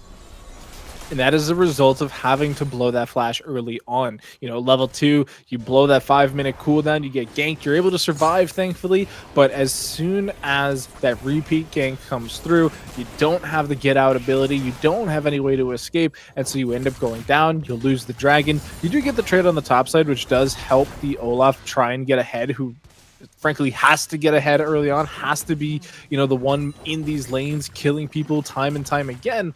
And so it evens out a little bit, but overall Drift once again in the driver's seat in the early game. Yeah, and the fortunate side of being on the bottom side of the map when you finish up your first clear going for those bot lane ganks does mean that you are ready and available to pick up that first dragon of the game. Meanwhile, Terps forcing a fight onto an Otter here. He's dropping down extremely low. He gets one last volcanic eruption going on there as Goomba Stompin shows the top lane once more. He's going to find a couple more axes and does find himself yet another kill, and now it is Terps that is finally making some stuff happen on the top side of the map for his team. The aggressive plays coming out. Again, it's a summoner spell deficit. You don't have flash, you already burned the teleports, now you're going to start losing minions. There's going to be a decent advantage being gained here from Terps, who frankly doesn't care if he gets the kill or not. He will sacrifice that health bar just as easily as he'll give up, you know, I don't know what he's going to give up. I lost track of that. I went, but yeah, you know, giving the kill to Olaf is so great. You're already seeing, you know, some good solid items come out. He's completed the Iron Whip. He's got some ruby crystals following it up as well. He is now ahead. He's even CS with the Amumu, but he is getting more done on the map right now. And if he can keep this pace up and either keep just drilling down onto the Poppy and make her completely useless, or start bringing this into other portions of the map. You know, gank the Victor, who, you know, will scale into Oblivion. Gank the bottom lane, where Jhin does not have a heal or a barrier. He only has that cleanse. And so you can't cleanse an axe slow. I suppose you could, but why would you do that when there's a Leona?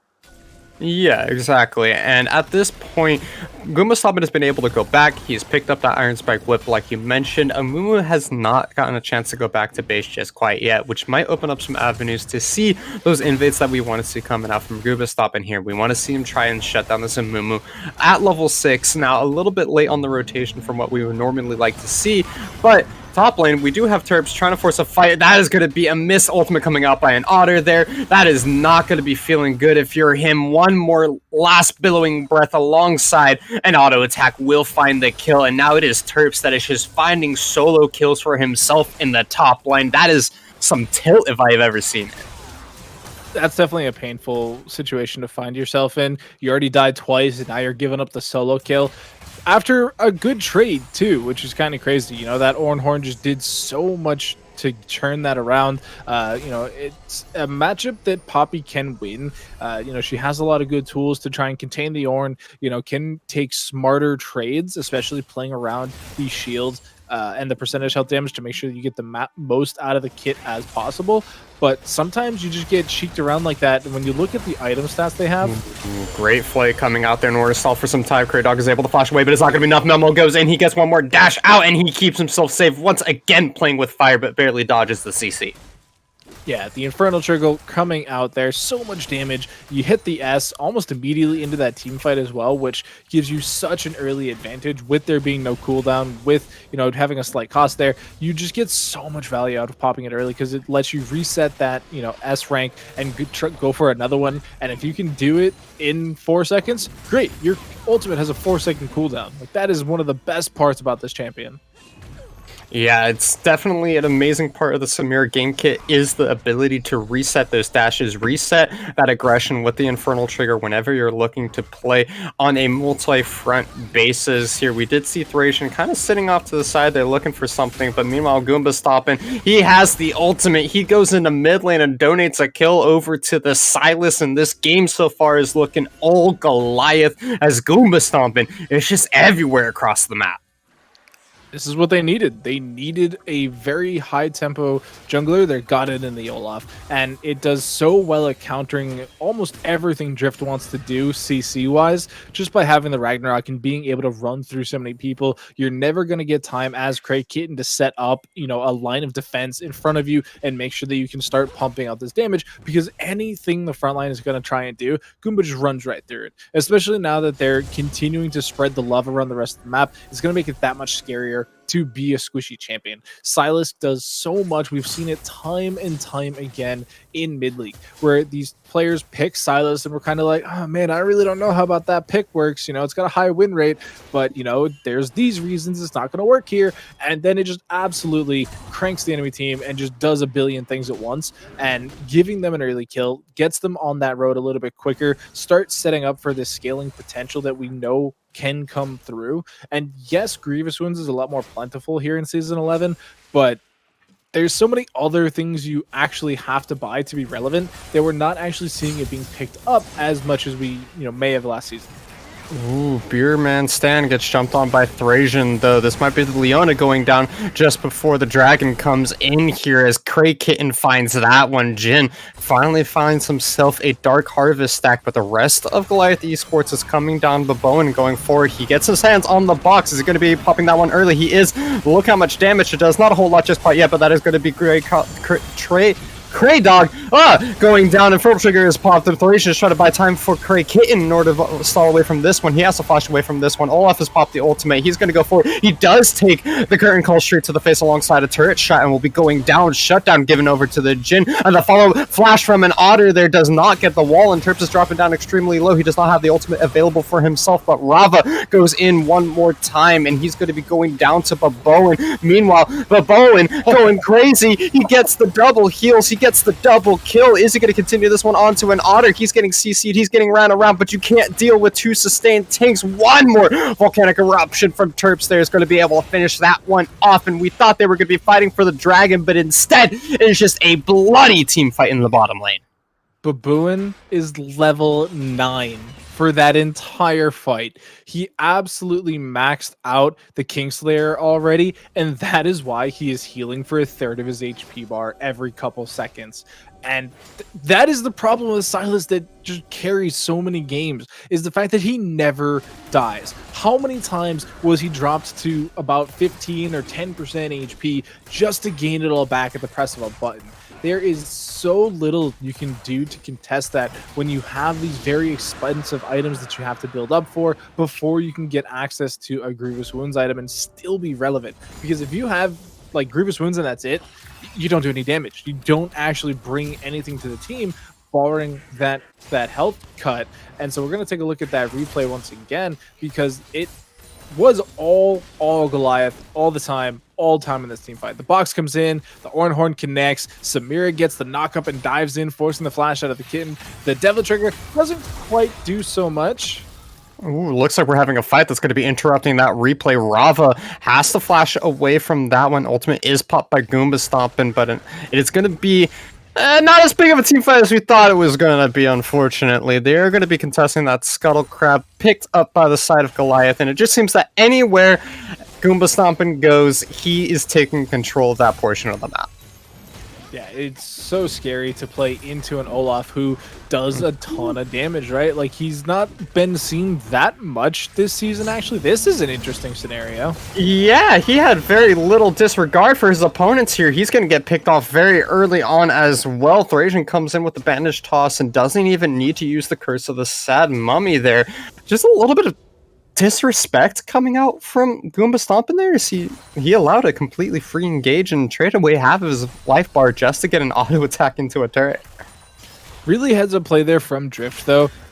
They could have lost a lot there. If they had actually seen the Herald go down and secured first brick, they could have invested a lot there for not much gain. The teleport, though, not canceled. The tower doesn't go down, so it actually is able to come through. They have the nice CC follow-up, who Goomba Stomping didn't have the Ragnarok available just yet, so he doesn't have anywhere to go. Ends up going down, and it's, the shutdown given up. The tower stays up. They don't get the last couple of remaining plates, and the Herald actually timed out.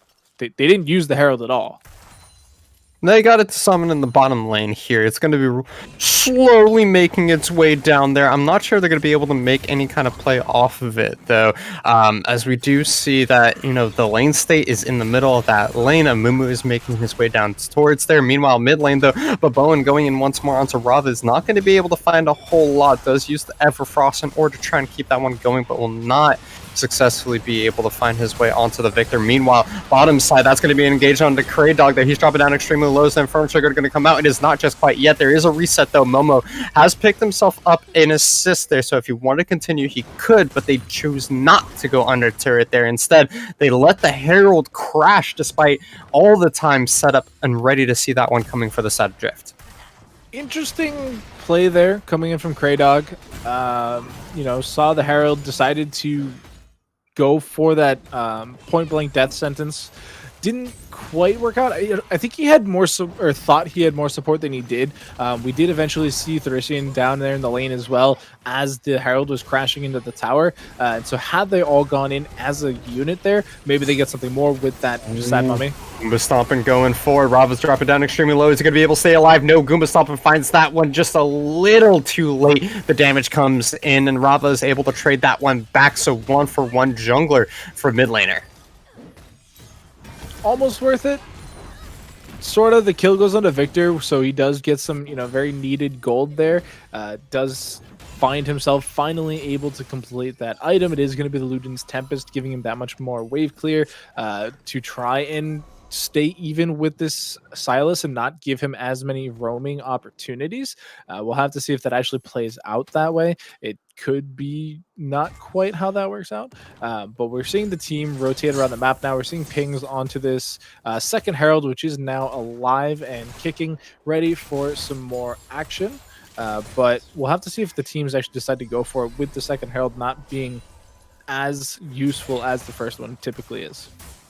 Yeah, typically it's just used to break open the map. You can see it dropped in the mid lane quite frequently. Either one of these teams could pick it up as an option to start opening up the map pressure for themselves. Meanwhile, Dragon is spawning in about 35 seconds. Much more likely to see both of these teams try and contest that bottom Drake, as it is going to be an Ocean Soul ready and available for either one of these teams. And looking across the board, both teams really want that survivability. They really want that sustain, but we get a sneak peek towards that topside river. It looks like Goliath just snuck that one away.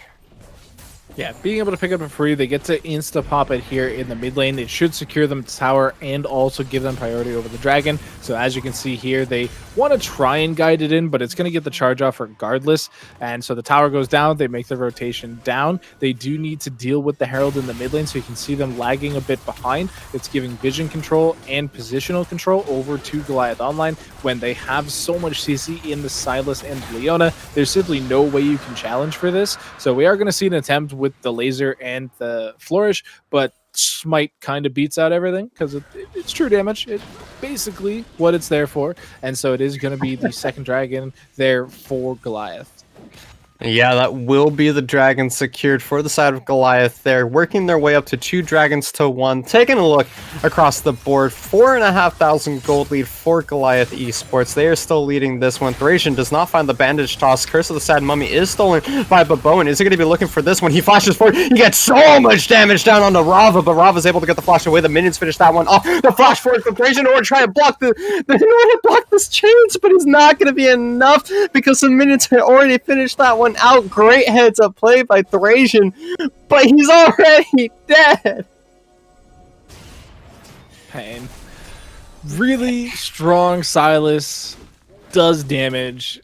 More at 11. Just there's nothing there to stop the Kingslayer healing. There's no grievous wounds on either of those two members, and with it again being the first maxed item, it's already capped out. Like, he's able to put more points into other abilities now, and being able to steal away that Curse of the Sad Mummy with those bonus AP damages coming through just absolutely chunks through that HP Rava has built up for themselves, and then has the nice little burn effect at the end there, plus the minions able to secure the kill and gets the flash out of both of them.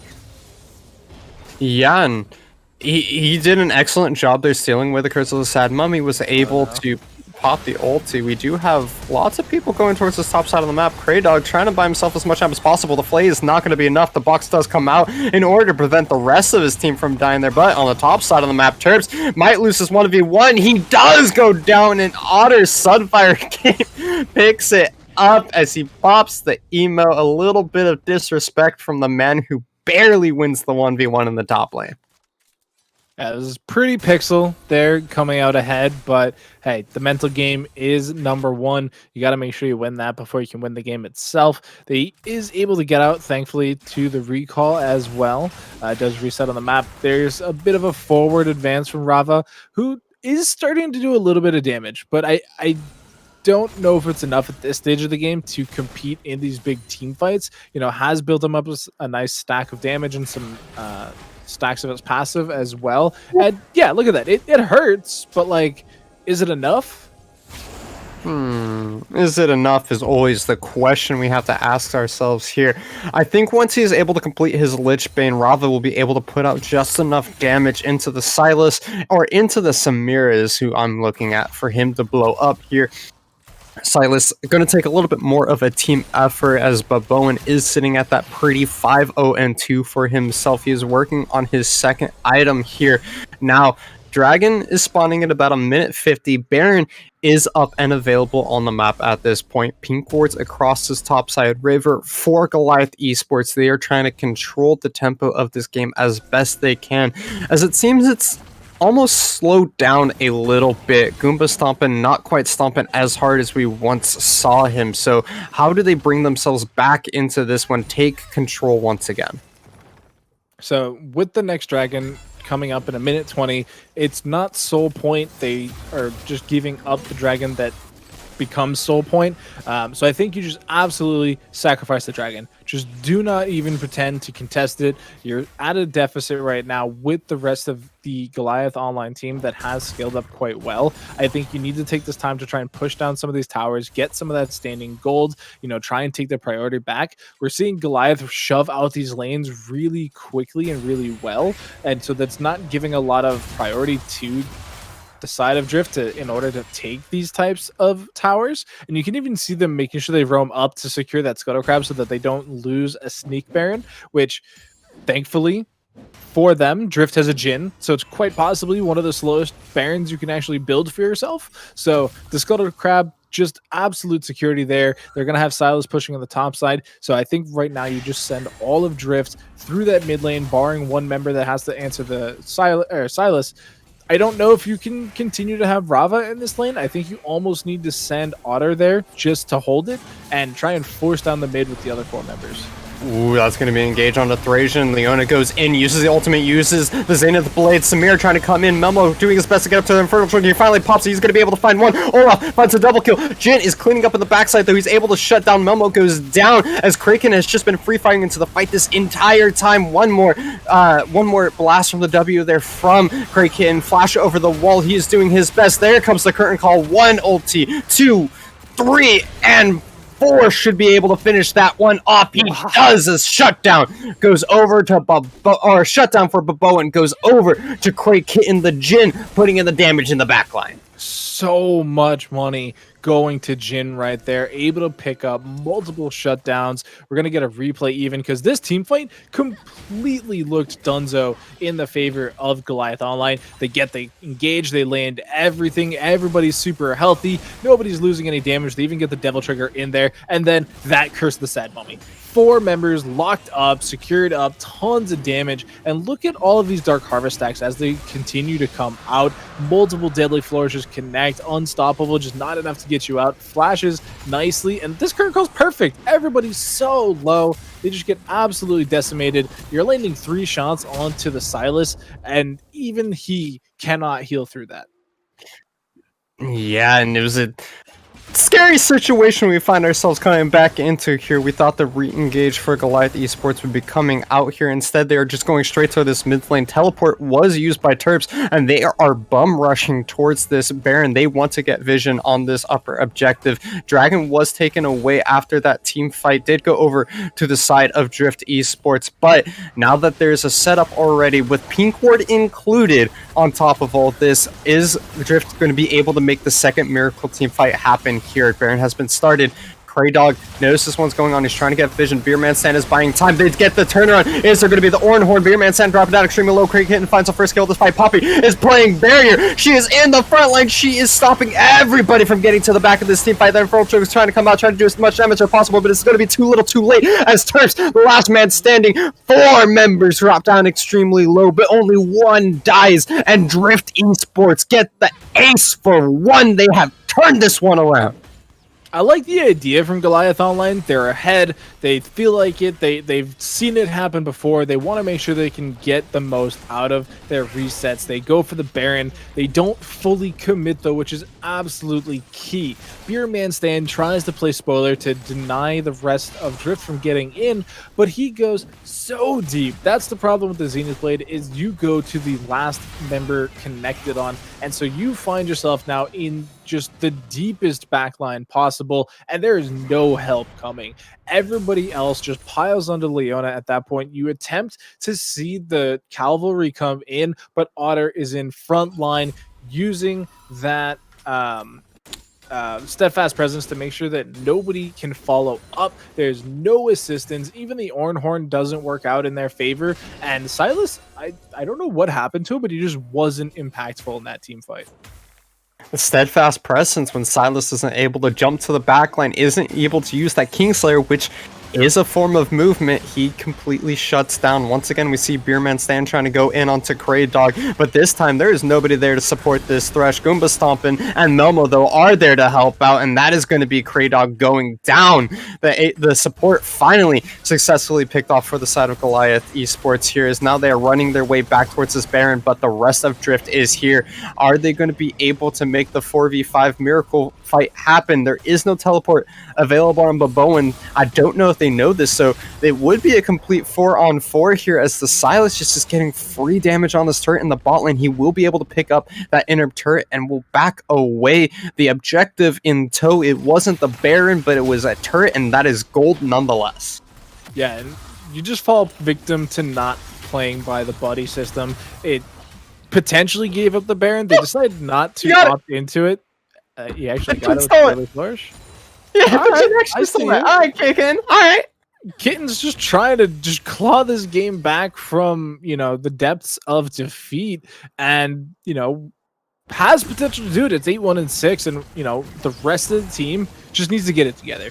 Drift Esports has an opportunity here to start outscaling Goliath. They have the tools, they have the champions, they just need to stay together and stop getting caught out like this. We're even going to get the commitment of the hammer from an Otter, and this could be the go button onto the Baron. Yeah, we constantly see Goliath Esports coming around towards this Baron, constantly clearing out the vision, trying to find priority on this topside objective. Dragon is going to be spawning in about 55 seconds here, so another thing that Goliath and Drift need to keep track of. And this game has slowly been clawed back, like you said, by the hands of Cray Kitten here, sitting at 8-1-6. He has completed a Guardian Angel for himself, coming in extremely early on in this game. I'm surprised to see that this item was picked up. It does not provide any kind of crit chance or anything of that sort for Jin, but in order to keep himself alive versus the Olaf versus the Silas, who really want to be diving in, if he can buy some time for himself, that is going to be huge in this upcoming Dragon fight. It is very peculiar to me, like you said, that is going to be the item choice here, not because of the stats it gives, but because of the actual item itself, right? Like, you get that revive passive, but as an AD carry, you die very quickly. And so if you're caught out and you die very quickly, when you come back, you only have 50% HP. And it's not even 50% of the HP you've potentially added to yourself, it's literally 50% base HP, which AD carries have one of the absolute lowest base HP in the game. And so you basically just sacrifice your KDA and die twice. So it's very interesting to me that they're betting the team will be there within 4 seconds. Yeah, this fight's going to be breaking out. The Ornn Horde comes out. It finds 2. Curse of the Sad Mummy as well. Going to be using Ornn to try and buy as much time as possible. Ornn finds 1, but it's just an absolute slaughter for the side of Goliath Esports. As Samir did not go down early enough, the Infernal Trigger comes out. It's going to be doing so much damage. Shut down. The Jhin is dead. Melmo finds that one. Victor trying his best to stall this one out as an Otter is taking up so much damage, but there are still 3 members left alive for Goliath Esports, and it's going to be the ace picked up by our red side team here. They finally bring it back and find themselves another successful fight. Yeah, really strong fight. They just didn't give the Jhin any room to breathe. We saw the tank immediately into the backline, forcing him away, eating up all of the Jin's time. And we saw Victor on the sidelines here trying to get something done, but by just throwing out that laser and the Q, it's just simply not enough. We see the nice engage here, but it's completely sacrifices the rest of the team to the Ornn Horde. That steadfast presence has to be on the Ornn to deny that second portion of it, because otherwise you just see this happening. You get the box, you get the Silas into the background, you get the Devil Trigger popping off and doing a ton of damage. And look at this, the Guardian Angel procs, and what happens when you come up for air? You're completely surrounded by the enemy team and you just go down again. And you do see Rava again trying their best. Like, they've played this game very well, they've picked up items, they've done Victor things, and unfortunately it's just not enough damage coming through just yet to make it an actual relevant pick. Yeah, and it was a successful team fight. Ace picked up entirely for the side of Goliath Esports, but we got to give them credit. Everybody was left extremely low. So we see another fight breaking out here. Oh, no! He loses half his health. Oh no, the curtain call is canceled. Melmo is in the backline trying to keep himself alive. This is Samira is dropping down extremely low. Is she going to be able to stay alive? No, it is picked up by Kitten. The Jhin is still full health. They are still continuing this one forward. Is he going to be able to find his way onto the Olaf? No, he backs out for free here. But Bowen is taken down by Thrasian, the solo Curse of the Sad Mummy there, in order to make sure that the Silas does not have time to heal up using that Kingslayer. It is 2 pickups once again for Drift Esports off the back of an engage for Goliath. What did I tell you? Keep Jhin alive, you will win every single team fight. He just does so much damage on that 4th shot with the Dark Harvest. He has that Collector as well. He just executes people as soon as they get below a certain percentage of HP. They are going to get the Baron as well. You'd love to see it. They take them down. Drift are making sure they are still relevant in this game. They finally, potentially... They're still down in gold. I was going to say they potentially take their first gold lead, but even still, they've done all of this and they're still about 600 gold behind. And so they're in their best position so far is how I will phrase it. Yeah, this is the best we've seen them for sure. Is their 80 carry 9-2 and 9 Kitten putting in so much work this game in order to keep his team floating here. But across the board, both of these teams are playing quite well here. Sure, there's a lot of fighting, but when it comes to their fighting, I love to see how these teams are utilizing the different members of their compositions in order to play their specific roles. And Otter always in the front line, denying the Silas from getting onto the Jhin, playing that steadfast presence for her team that she needs to be playing here. Meanwhile, Beerman Stan has been trying his best to try and get these engages everywhere he goes, but it is just not enough sometimes. As we see some more trading going on top lane, but with 2 tanks fighting it out, I doubt it's going to be any more than a wet noodle fight. Yeah, they're continually just hanging out, doing stuff, killing minions, not really, being involved here in the lane itself. And, they're starting to stack up. We're seeing 2 items completed on each side. We do, I believe, have the Sunfire upgrade. Yeah, it is the Forgefire Crest now coming in for the Ornn. So a bit beefier, does have that 45 CS lead, which is crazy impactful. That's basically 2 kills, I think. No, it's like 1.5 kills if my math is right. It's like maybe 2 kills, yeah. 1 1/3, maybe. I don't know. The numbers all change. But it's a lot. It is worth a lot of gold. Ooh, interesting trade going on here by both of these teams. The Ragnarok used by Goomba Stompin to try and force Rava off of that mid lane inner turret here, but that is going to be the Olaf getting caught out by an Otter here. He no longer has the ultimate available. He just has to try and turn this one around, get as much damage onto Victor as possible, but he will be going down. Meanwhile, that is a huge Curse of the Sad Mummy coming in by Thracian in order to continue this one. Momo goes down at the very beginning of that one. Orange trying to fight time, but gets denied. A great charge coming in by an Otter, but Silas is still popping off of the backline. Nobody took him off of the carries. Victor and Jin are dead. How long can the Silas survive? But Bo doing so much work. The death sentence, but the Zhonya's in order to keep himself alive. He's going to be able to get the W off. He does. No, the steadfast presence wasn't enough, but it will be. A kill finally picked up. Silas goes down. It is a wet noodle fight from here on out, folks, as Ornn and Leona versus the Thresh and Amumu. They are able to find their way out with one more dark passage, but at the end of the day, a 3-for-3. Both of these teams going even, and it is such a close game. Silas just saved the game. Everything was going Drift's way up till that point, and he just runs in and deletes Jin from the map. Like, there was no reaction time. I was like, okay, Jin's gonna get in, he'll pop like a balloon, but he proved me incredibly wrong. Does just an absurd amount of damage to the Jin. Like, I don't even really know where all of that damage came from because it was just so quick.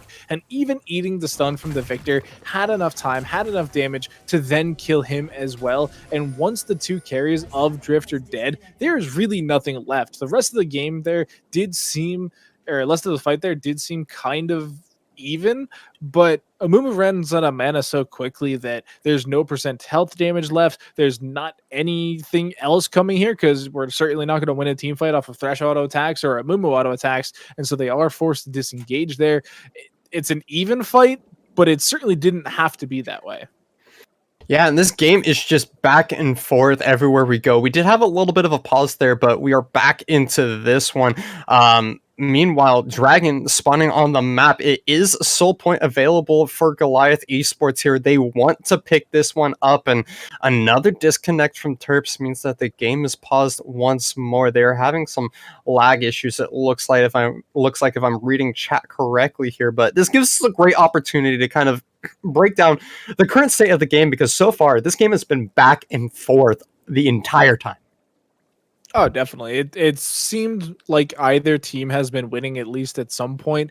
The gold has always been in Goliath's side, but Drift, they just make stuff happen. We saw that amazing fight at the Baron Bush in the Pixel side there at the entrance where they ended up acing them, which looked amazing. They were able to win the fight that led to the Baron as well. Once again, great team fighting coming out from that squad, making everything happen, and they're able to get it together. And these are the types of things that this composition can succeed with, and as long as they can keep Jin alive, they win the team fight. And what we're seeing in the fights they lose is, guess who's the first one dead? It's Jin, and there's just no damage left after that. The Victor, I'm not quite sure what's happening, because this is not the same Victor we saw like in leagues 2 weeks ago before Thanksgiving break. Like, he was just absolutely just blowing people up, deleting their health bar, and just removing them from the game. And this Victor, he's 8, 7, and 11. He has items. He has gold. He's 219 minions farmed. He's, not a pushover at any point, but we're just not seeing that same explosive damage that we were starting to get used to. Yeah, it's just kind of the unfortunate circumstance of what the enemy team has drafted here. It feels like Rava is spending more of every team fight just trying to keep himself alive rather than focusing on putting the damage down where he needs to be. When you have Goomba Stompin', Babo, and Melmo, Terps, Man Stand with all of these engage in-your-face style champions, as a squishy Victor, your options are, do I try and pump out as much damage as I possibly can in the 1.5 seconds I'm going to be alive before Silas Kingslayers my face in the next week? Or do I try and kite this one out? Do I try and stay safe? Do I use everything in my toolkit to just keep myself at an arm's length from my opponent? And we see time and time again that Rava is opting for that second one, which is arguably the better choice here, because if you're able to stay alive, he could put out the DPS, but then you run into the issue on top of that of, well, you got yourself safe. You haven't had a chance to put in so much of your damage, though. But who else dies because you spent so much time running away? And as you mentioned, Cray Kitten is kind of their other target here. They may look like they're threatening Rava in all of these fights, but when both of your backline members are standing there, Rava gets out, But what happens to Cray Kitten? He goes down, and now it's just the Victor left alone to deal the damage, as we keep saying. And from there, they really start to struggle. And we've seen kind of almost a disparity in these team fights. If the team fights go long and Otter has time to play that steadfast presence in the front line, deny the Silas, keep the frontline members of Goliath from jumping onto the backline members, they tend to take over those fights. But when we have these explosive, quick fights where Silas can jump into the backline, where Samir gets the infernal trigger onto both of those carries, those are the fights that Goliath runs away with. Those are the fights where Ornn is able to get the horn down, it gets the knockup, and they get just this huge accumulation of damage and CC all pulled together. Yeah, and one thing that I'm noticing as we are in this pause state still, and I'm peeking through these grievous wounds items, and one thing that's fun to look at is how much healing they've actually reduced. And so I'm gonna be honest with you, I don't actually know how accurate these numbers are because some of them are kind of confusing. Like if we go by Terps' Thornmail, he's had it for quite a while. And he's only reduced healing by 877, which kind of sounds like a lot. It's like at least half of Jin's HP bar, roughly. He's got 1932. But then you come over here and look at Oblivion Orb for Rava, and it's reduced to 2,500, almost 2,600 actually. And he has not had that nearly as long as anybody else has had grievous wounds on the map. And then when you look at Jin's Executioner's Calling, it's even a smaller number. It's 672, and he's had it for at least the last couple team fights. So like these items exist, but they're just not, I don't want to say not useful because they really are, but they're just underwhelming, I guess will be the word. It's definitely some confusing numbers that we see going on here when it comes to these grievous wounds, but I do love to see that grievous wounds have been picked up because the game, or at least the general state of the meta, has seemed to turn into kind of this war of attrition in terms of who has the better sustained tanks here. We can look across the board. Eclipse is lifesteal for the Jhin. Amumu taking that Conqueror alongside the Sunfire.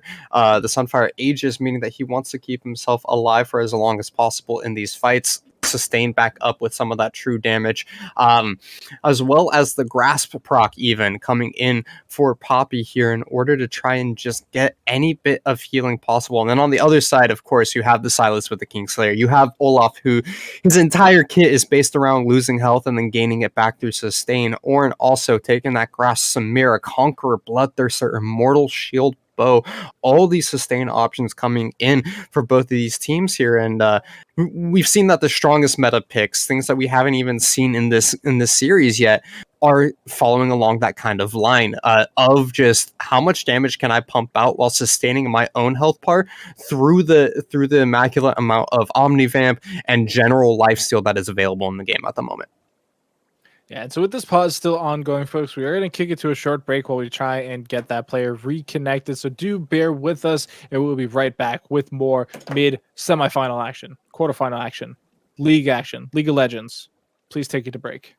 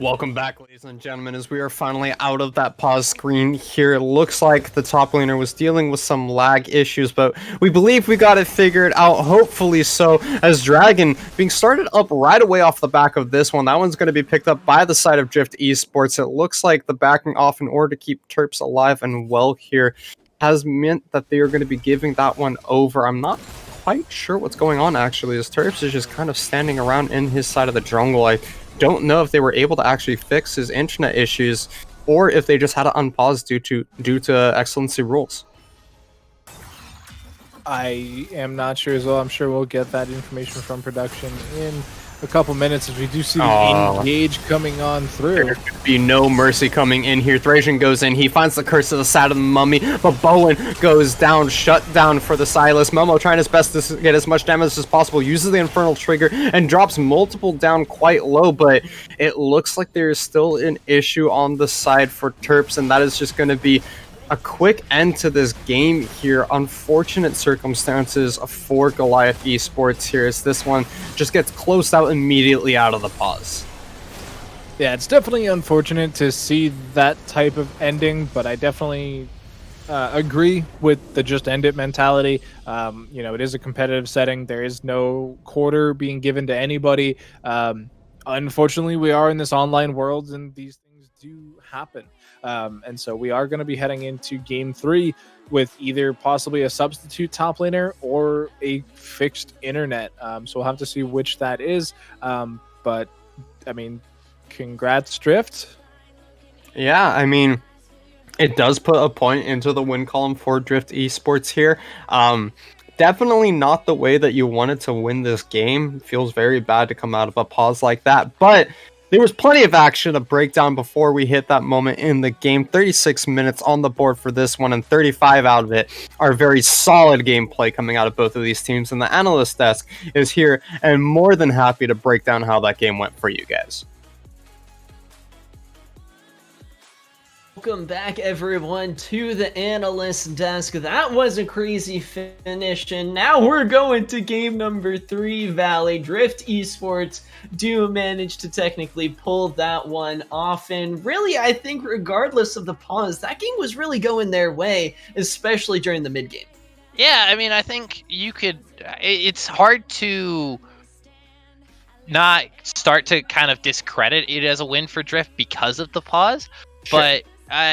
it's one of those things where if you look at the rest of that game, if you don't know that that pause is happening and you get to that game state where that pause has happened, you can argue, one, that Goliath had every opportunity to snowball this game out of control and win it, given that the lead that they had, the advantage that they have, and they didn't.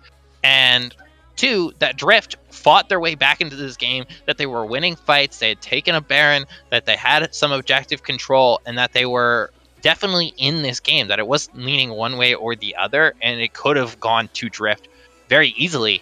So I think it's hard to discredit what Drift was able to do, given the fact that they were actively in this game. It wasn't like it was a dominated game by Goliath, then this happened, and then suddenly, you know, Drift wins. This is definitely not a free win for Drift. I think they earned this win as much as they absolutely could have, given the circumstances. So going into game 3, we hope that we'll be getting, you know, the proper top laner back in. We want Terps to be playing. We want to make sure all the internet is set up properly and that Goliath gets the best chance they have in these playoffs. So that is our hope, of course. But it is a 1-1 series, and I think that's exciting because I think these have been 2 very close games where they could have gone either way. And going into game 3, any technical issues aside, this is that make or break game that you want to see in a best of 3. This is where, you know, players come out at their strongest, where they come out at their best and really have to show up. And so we'll see what these teams are able to pull out. Yeah, going through that game for Goliath Esports, it really all started in that top lane where Goomba and Terps were really making it happen, and an Otter kind of playing over aggressive in the early game when those tank items weren't quite online just yet, Valley. Yeah, and it's interestingly that it's a tale of two different early games, right? Game 1, where like Drift's early game was great, but they threw the lead away. Game 2, It was the opposite with Goliath. I think what's hard is, right, because Poppy into Ornn is such a volatile matchup in the sense that it can go either way, given how Ornn is, but Poppy definitely has a distinct advantage.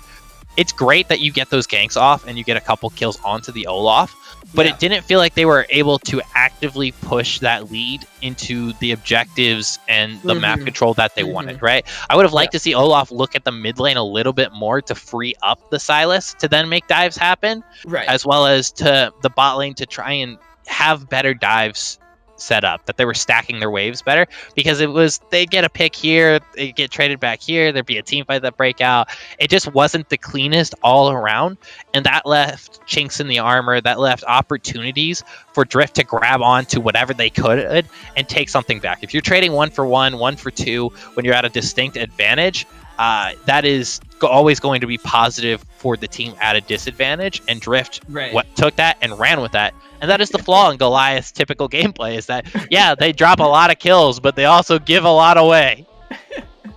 Yeah, it slowly but surely came into the battle of the tanks, especially in those late game team fights where it seemed like the two top laners and even the support over on the side of Goliath was just able to stay alive. That Leona stuck around. Beerman Stan was making Chad plays constantly, going for the Zenith blade when he only had a sliver of HP left, but Goliath were making the fights happen. Drift Esports, when they were able to keep their carries healthy, Valley, were really able to make those fights work, though.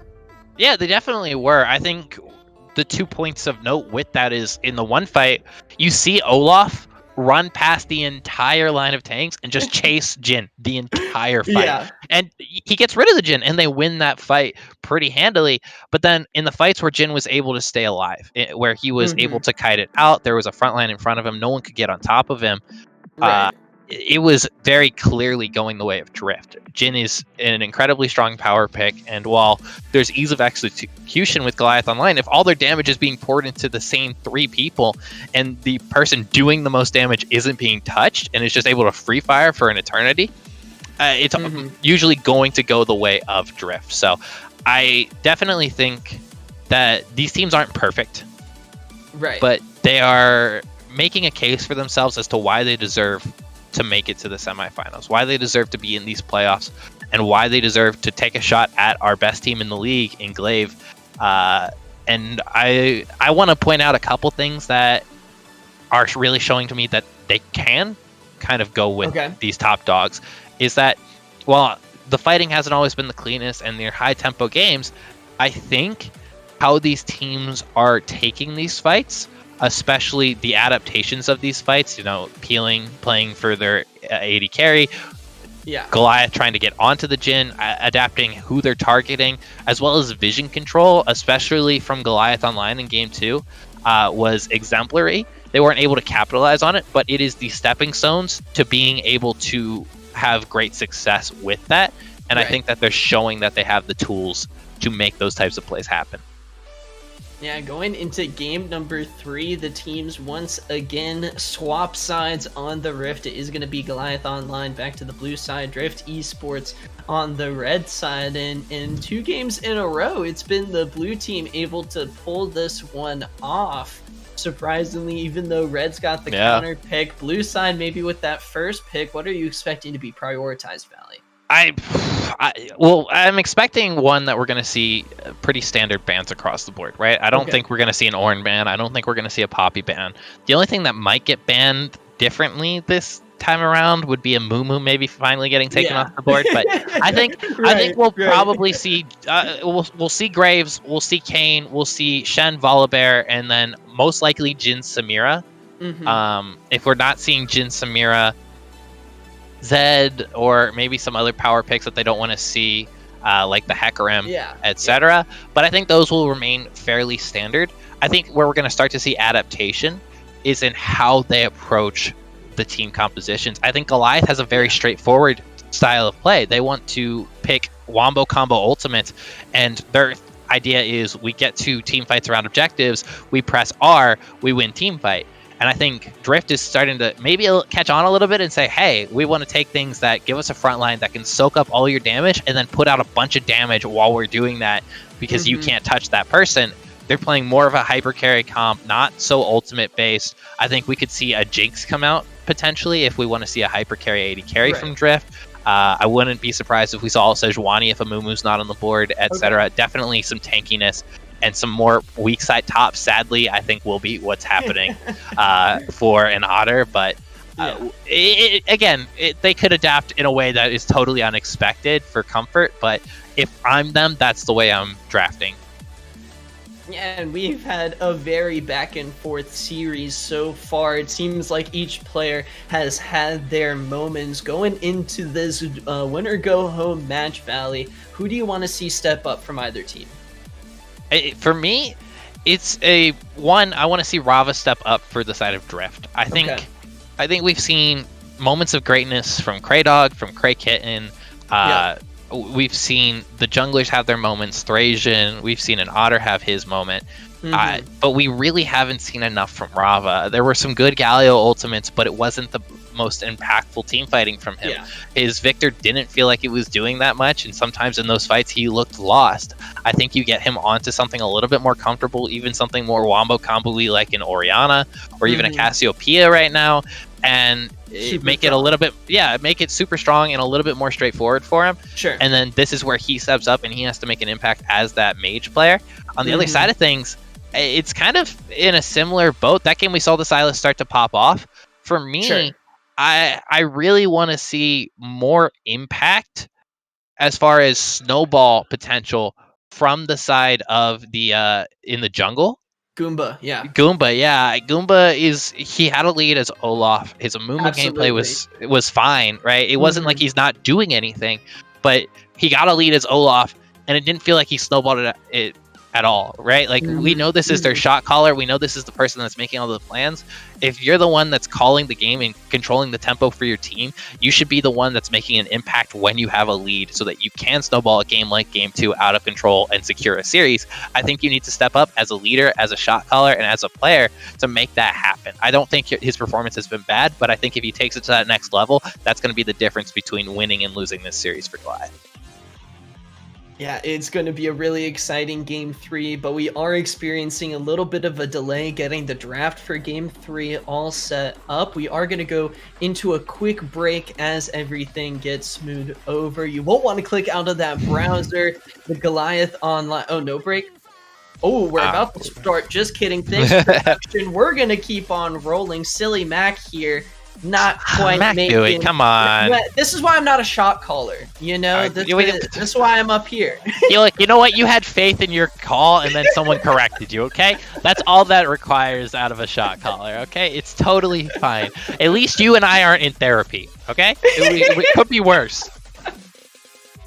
Poor Loud Thoughts, still watching those ADCs. I bet when he saw the Jhin just get brutally one-shot by Agricole's Curse of the Sad Mummy, Sylas ultimate into it was both carries for the side of Drift Esports in one of those last team fights, just getting absolutely obliterated. I wonder if we'll see the Sylas actually taken away. Drift Esports again on the red side do have the counter pick available. Do you think they'll go for the mid lane, Valley? It wouldn't surprise me if they go for the mid lane. They like to play for that weak side top lane, so Terps getting Ornn, assuming Terps is playing, would be pretty standard. Saving that counter pick for mid lane, you don't really need to save it for the top lane. You're expecting that weak side. You just kind of hold it in that back pocket and make sure that you're getting something good for Rava so that he can make an impact on the game. But again, it could go either way. It could be a toss-up. As they keep telling us. There we go. They keep telling us we're gonna start. I was like, are we gonna start? I'm just rambling at this point. I could just keep going. but it is going to be the We're there. Volibear We ban made right it. away. We made it in. So here we are, Mac Dewey. This is a Kane ban, right? Or Graves. Kane or Graves? Definitely Kane or Graves. Yep, page. We're at 78 now, Valley. Right there we go. We do see Hey, the Amumu. finally taken off of the board. Maybe a different matchup in the jungle here could be quite spicy. Jin also taken off of the board, Valley. Yeah, I mean, Graves is still available. It's basically saying, hey, you either ban Samira and don't give it to us, or you ban Graves and we get Samira. So I think Goliath has put Drift in a really tough spot with this last ban. And it's actually going to be Ornn. They said, hey, we don't want Terps to have that. I'm not really sure if I'm sold on that right one. Now. Phoenix cheering, finally, vindication for Terps and Ornn. I think what's fine about this pickup, this ban, is that it says, hey, you don't get both, right? You get Samira, fine, we'll pick up Graves. You pick up Graves, maybe we'll pick up Samira, right? So it leaves Drift a little bit more versatile. Wow. They're actually going to take Vayne, which is definitely a flex pick. Graves. No Graves. It's left open for Goliath if they want it, and I wouldn't be surprised if they took it, given how these drafts have gone the previous 2 games. Lilia is also available. I don't know if we'll see that option, though. These junglers have gone more for the kind of the safe play style, more like the Sejuani, what you were talking about a little bit earlier, Valley. It is going to be the Nautilus locked in for game number 3 for the Beer Man himself. Getting the Chad support in the bot lane still. These guys love their engage tools, really. Yeah, and that's actually interesting because given the state of the meta, actually enchanters, except for Leona, most engage supports like Nautilus aren't very good. It's been a lot of enchanters, Janna, Nami, Sona, etc. We are going to see a Maokai, so another weak side top laner that offers a level of engagement and frontline tank. I think, you know, that's to be expected coming out of a player like Terps. He likes to play these weak side tanks. So we'll see what is on the other side of the board. Mordekaiser is available and it is picked up. I like this from Drift. I mentioned it early into the game 1 draft that I liked it against Ornn, but it's also really strong against Maokai, does a solid amount of damage and is able to take really good carries, the jungler or the Samira or even the Maokai as that front line out of the fight and allow Vayne to do what she does best. It just creates a solid 4v4 that can give you an advantageous position, as well as Mordekaiser being strong. So I think this is a good pickup for them. Zed is that's a pretty standard ban. Yeah, Rava's Galio going to be taken off of the board, and the Fiddlesticks once again banned in the second phase of draft. Poor old Goomba doesn't get to play the Scarecrow in this series against Drift Esports. This Mordekaiser pick, I also really like it into the Maokai. The new preseason items makes it a little bit easier potentially to opt into Grievous Wounds, which is notoriously good into the tree. This is true. You can absolutely rush an Oblivion Orb, as well as Mordekaiser can be that carry. I'm expecting that to be, it could be set jungler or set mid lane. So there's still some flexibility on the table for Drift.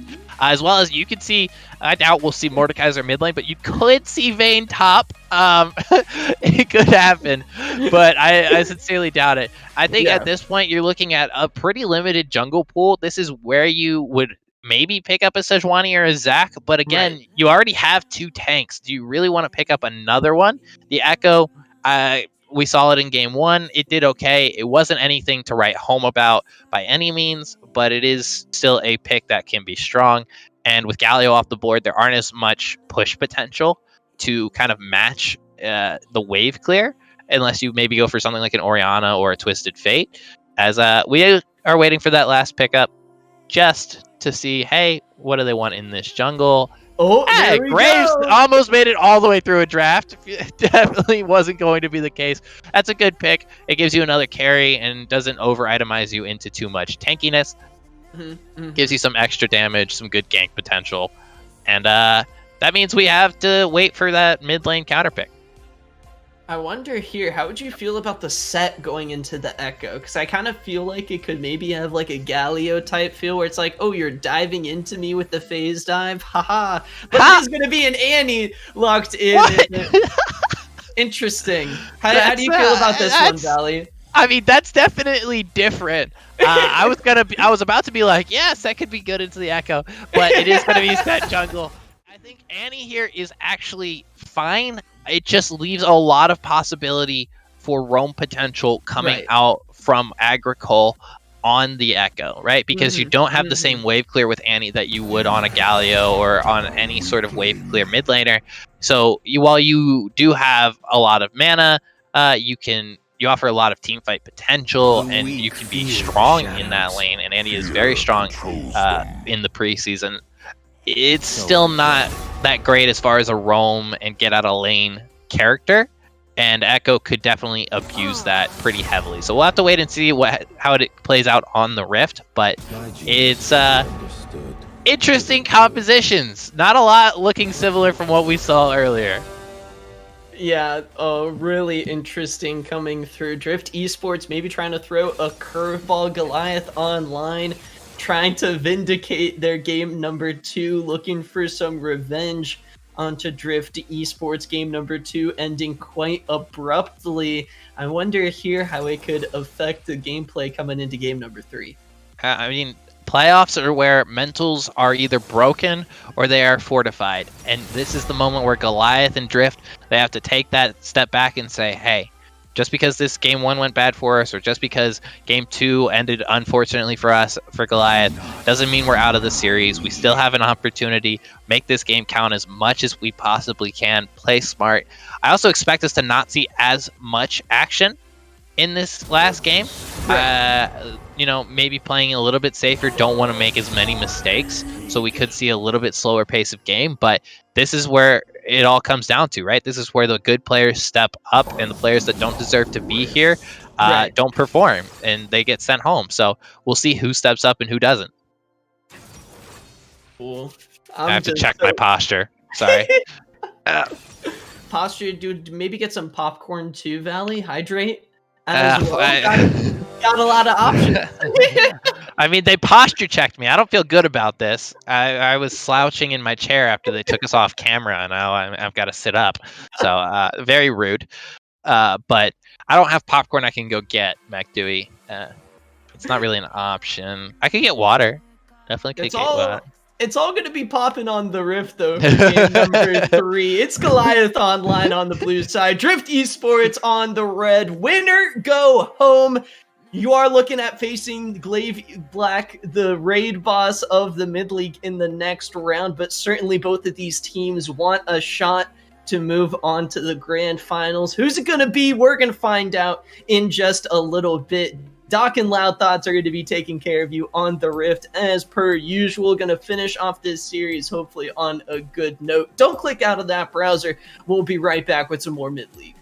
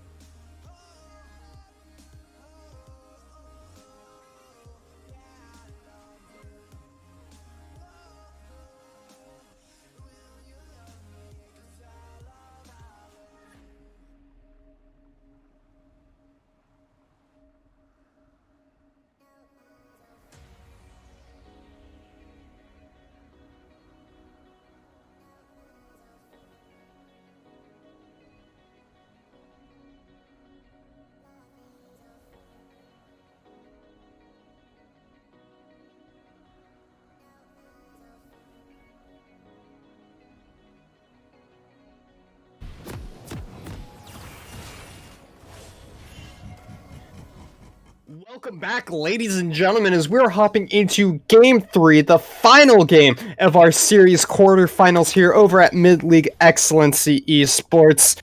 For the final time tonight, we are introducing our two teams going onto the Rift, Goliath Esports versus Drift Esports. Terps pulling out the Maokai in the top lane this time around, Goomba stomping on a Graves in the jungle, but Bowen Agricole onto his Echo once again. Melmo and Beerman Stan pulling out the Samira Nautilus Wombo bot lane. As we do see the flash from the mid laner there, it is going to be Drift Esports on the red side, Otter in the top side, piloting that Mordekaiser. Thresian once again in the jungle, this time on a bully set man, and it is going to be Rava flashless in the mid lane on the Annie, and it is the Cray duo in the bottom lane, Kitten and Dog on that Vayne Leona. And I gotta say, in the lead up to getting into the game here, I was hearing a lot of Vayne blasphemy from you, Loud Thoughts, and I will not stand for it. Vayne is good right now. She has so much opportunity to pop off, and Samira has cleanse. So it's just not good. I think Vayne pops off this game. I think Craig Kitten has an amazing game 3 and potentially carries them to victory. I will totally agree with you. I think Vayne is a phenomenal champion in the current meta. Gunsu's Rageblade is actually a very powerful AD carry item, so much so in fact that I had to get nerfed, specifically when it came to Ashe, but that was more of a bug, double dipping into crit. I digress. But yes, current Vayne is in a phenomenal champion, and I am an AD carry stand through and through. We had my tidbit earlier. My issue is what happens if Echo or Graves is able to skill check this Vayne here. And I think that going back to my rant from earlier, yes, AD carries have potential to carry games. Keeping them alive in the current meta with the current itemization that is going on is extremely, extremely difficult. We can see the amount of work that Bowen can do when he's given these assassin-style champions. Graves, also another very powerful, very deadly lethality user that if Craig Kitten doesn't play this game out of his mind, we'll just really quickly double tap ego check Craig Kitten and say, hey man, I see a Vayne spot in a little bit. I'm going to put you in your place really quick. So there's a lot of potential for the side of Drift Esports, and I really, really want to see a good Vayne game or a Samira game. Either one of these, I love these champions. But all I'm trying to say here, we're going to have to see how these teams play. Top lane, though, Goomba stomping, going in for an early gank. That's a Maokai going underneath turret. Thrasian is coming up from behind here in order to try and get a pullback, but looks like he chickens out just at the last second, so no first blood's going on top lane. The twisted advance there may have seemed quite aggressive, and it was, but it ended up being almost frame perfect safely there. We are going to see Rava very low. There is no flash on that Annie. Keep in mind, the Ignite will come out for Bowen Agricole there, but he's not going to be able to finish off that kill. Meanwhile, Graves coming in. Is he going to try and... He's going to cancel the back there. A little bit of disrespect. That's going to mean a huge amount of experience given over to this Echo. Teleport is still up and available for Rava, though, if he wants to come back and try and catch the rest of this wave. Yeah, he's going to be forced to burn it to stay any kind of relevant in that lane. And the Graves just being annoying, doesn't need the HP. He'll bring it right back by picking up the Scuttle Crab, so he'll gladly sacrifice that tower shot to keep his mid laner in the advance. It is going to equalize the lane since there is no teleport for Baboon, so it does mean a trade of summoners there. But the Annie is an interesting champion that I think works very well as a support. I don't know if she's a mid laner right now.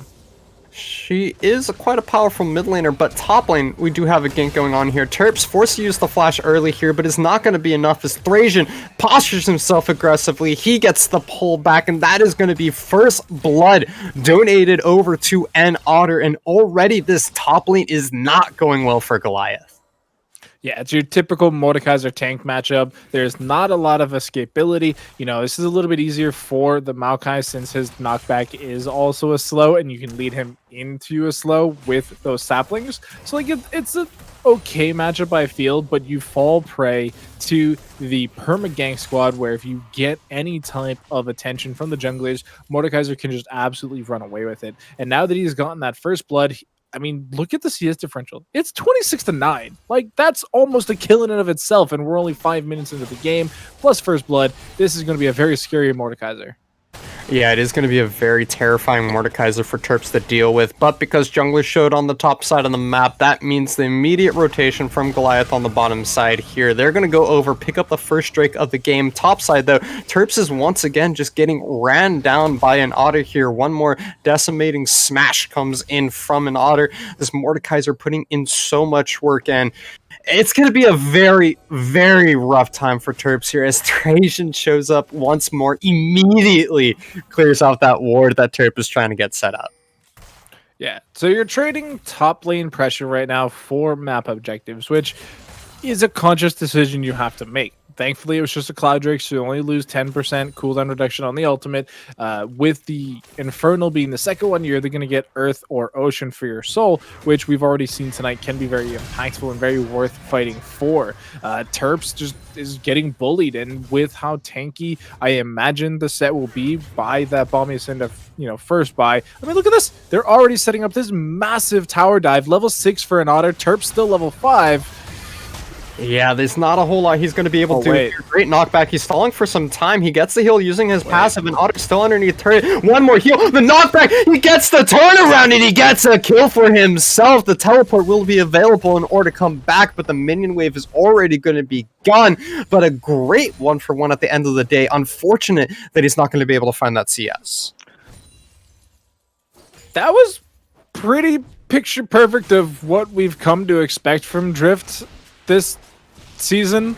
You set up this amazing play, and then it just all goes wrong. Like, that play was so sloppy that they somehow trade 1-for-1 onto a 20% HP Maokai. Like, that is unfortunate to say the least. Like, should have been absolute dunzo. But Bowen should have been absolute dunzo as well, coming out of that stun just in the nick of time in order to get the chrono shift. Blue buff stolen away by Goomba Stomping, but he's going to be able to get away from this Vayne. He does not have the flash available. No! Going for the ignite, but the kill goes over to Dog instead of Kitten. It looks like dogs are better. Alright, that's just fake news right there, and that is... Man, this is... What's worse about that is, like, that's not even intentional. Like, that's just so... saddening. Yeah, just unlucky. And it's so weird because if like either of these things are different, like if Kitten gets that kill, amazing for Drift. You're getting your carry ahead, you're getting items. If that top lane dive goes so much better and they don't trade for 1-for-1, it means an Otter is just absolute monster status and able to just dominate the lane that much harder. And all of a sudden Drift is like on pace to win at like 25 minutes. But like, because these things are not breaking their way, they're losing dragons, they're giving the supports kills and trading 1-for-1s, they're not as far ahead as they should be. They're only at about a 1.6k gold lead right now, and they have 3-1 in kills. Yeah, and it's just kind of one of those situations where it's the micro things that you do different here. The small changes, giving your kill over to the Vayne rather than the Leona, not giving up a kill on the top lane, even if that means that you don't kill Terps in that dive there. But we do have another gank going on mid lane. Rava has a flash up and available once more, but the slow coming out from Bobo, and he's going to be able to find that kill with the ignite and one more auto attack, and Echo is on the board. Rava not having a great game here. He gets his flash back and immediately has to blow it to no avail. Yeah, unfortunately that is what happens when you play these burst style mages, these control style mages, whether it's the Victor. That's an interesting pathing from Thrissian. Thankfully he's set, so he'll survive. But I mean, these burst mages, these control mages, these immobile mages for an all-encompassing turn just really fall prey to ganks and assassins, and we've seen this type of play from Baboon already tonight, and it worked out quite well. It was their game 1 victory. Oh no, Goomba Stompin', you can't be contesting topside, not with how far behind Terps is. He goes down and Otter picks that one up, and now there's a red buff on the Mordekaiser. What is Maokai going to be able to do here as an Otter immediately walks up aggressively versus this Maokai? He misses the decimating stash. The twisted advance will mean that Terps can buy himself some time, but the pullback will mean extra damage going down onto this Maokai. One turret shot will be taken, but Terps loses half of his health for that trade. Yeah, I mean, this lane's been over for Maokai for a little bit, unfortunately, but thankfully, being a tank player, you know that lane doesn't always matter. As long as you exist and still have an R key attached to your keyboard, which sometimes one of those two things goes wrong, as we saw in game 2, you know, it is going to be relevant that you are a tank. You're always going to have the twisted advantage. You're always going to have the nature's grasp to really control these zones when it comes to an objective, and you don't need to be the star carry. You can sacrifice your lane to let your other teams get some priority, get some advantage. You're seeing all of this attention being burned topside, and it's going to Maokai and Set, which is bad, I'll give you that much, but you're getting, you know, advantage onto your Echo, you're getting kills, you have a wave of advantage in the bot lane as well onto the Samira, and you can continue to pressure those advances. You've already secured the second dragon. It's not even 11 minutes into the game yet. We're looking at like a sub 25-minute soul if this keeps up. Yeah, double dragons going over for Goliath. Rift Herald will crash into tier 2 here. And while this is great for an Otter in the side of Drift Esports here, you have to ask, now that the lane is pushed up this far for the side of Drift Esports, how much of this farm is just going to be funneled into Terps? You have a little bit of more map presence to deal with because mid lane and bottom lane are not exactly going in favor for the side of Drift Esports here. Echo sitting about 20 CS up. He has a kill as well. He has the pressure in the mid lane. Graves has been getting caught off a couple of times, but he's keeping up in farm, actually at a 10 CS lead himself. So now that the wave is going to be slowly pushing into Terps over and over again because of the hidden mechanic that minions do more damage after that first turret goes down, then it means that this Maokai is going to slowly but surely catch his way up in more farm, and we see he's now sitting at 54 for himself, only a 30 CS difference here. And so that gold difference, that gold lead for an Otter is going to be fairly close from here on out, or they're at least going to be trying to keep it closer and not allow Mordekaiser to continue to run away with the lead. Yeah, and it's unfortunate that Mordekaiser pushes so effortlessly, because you can already see Graves is in his face. Like, he's roaming through the Triforce. He doesn't quite catch the control ward, but they're making themselves known that they don't need to worry about the bot side of the map right now. There's no dragon to contest.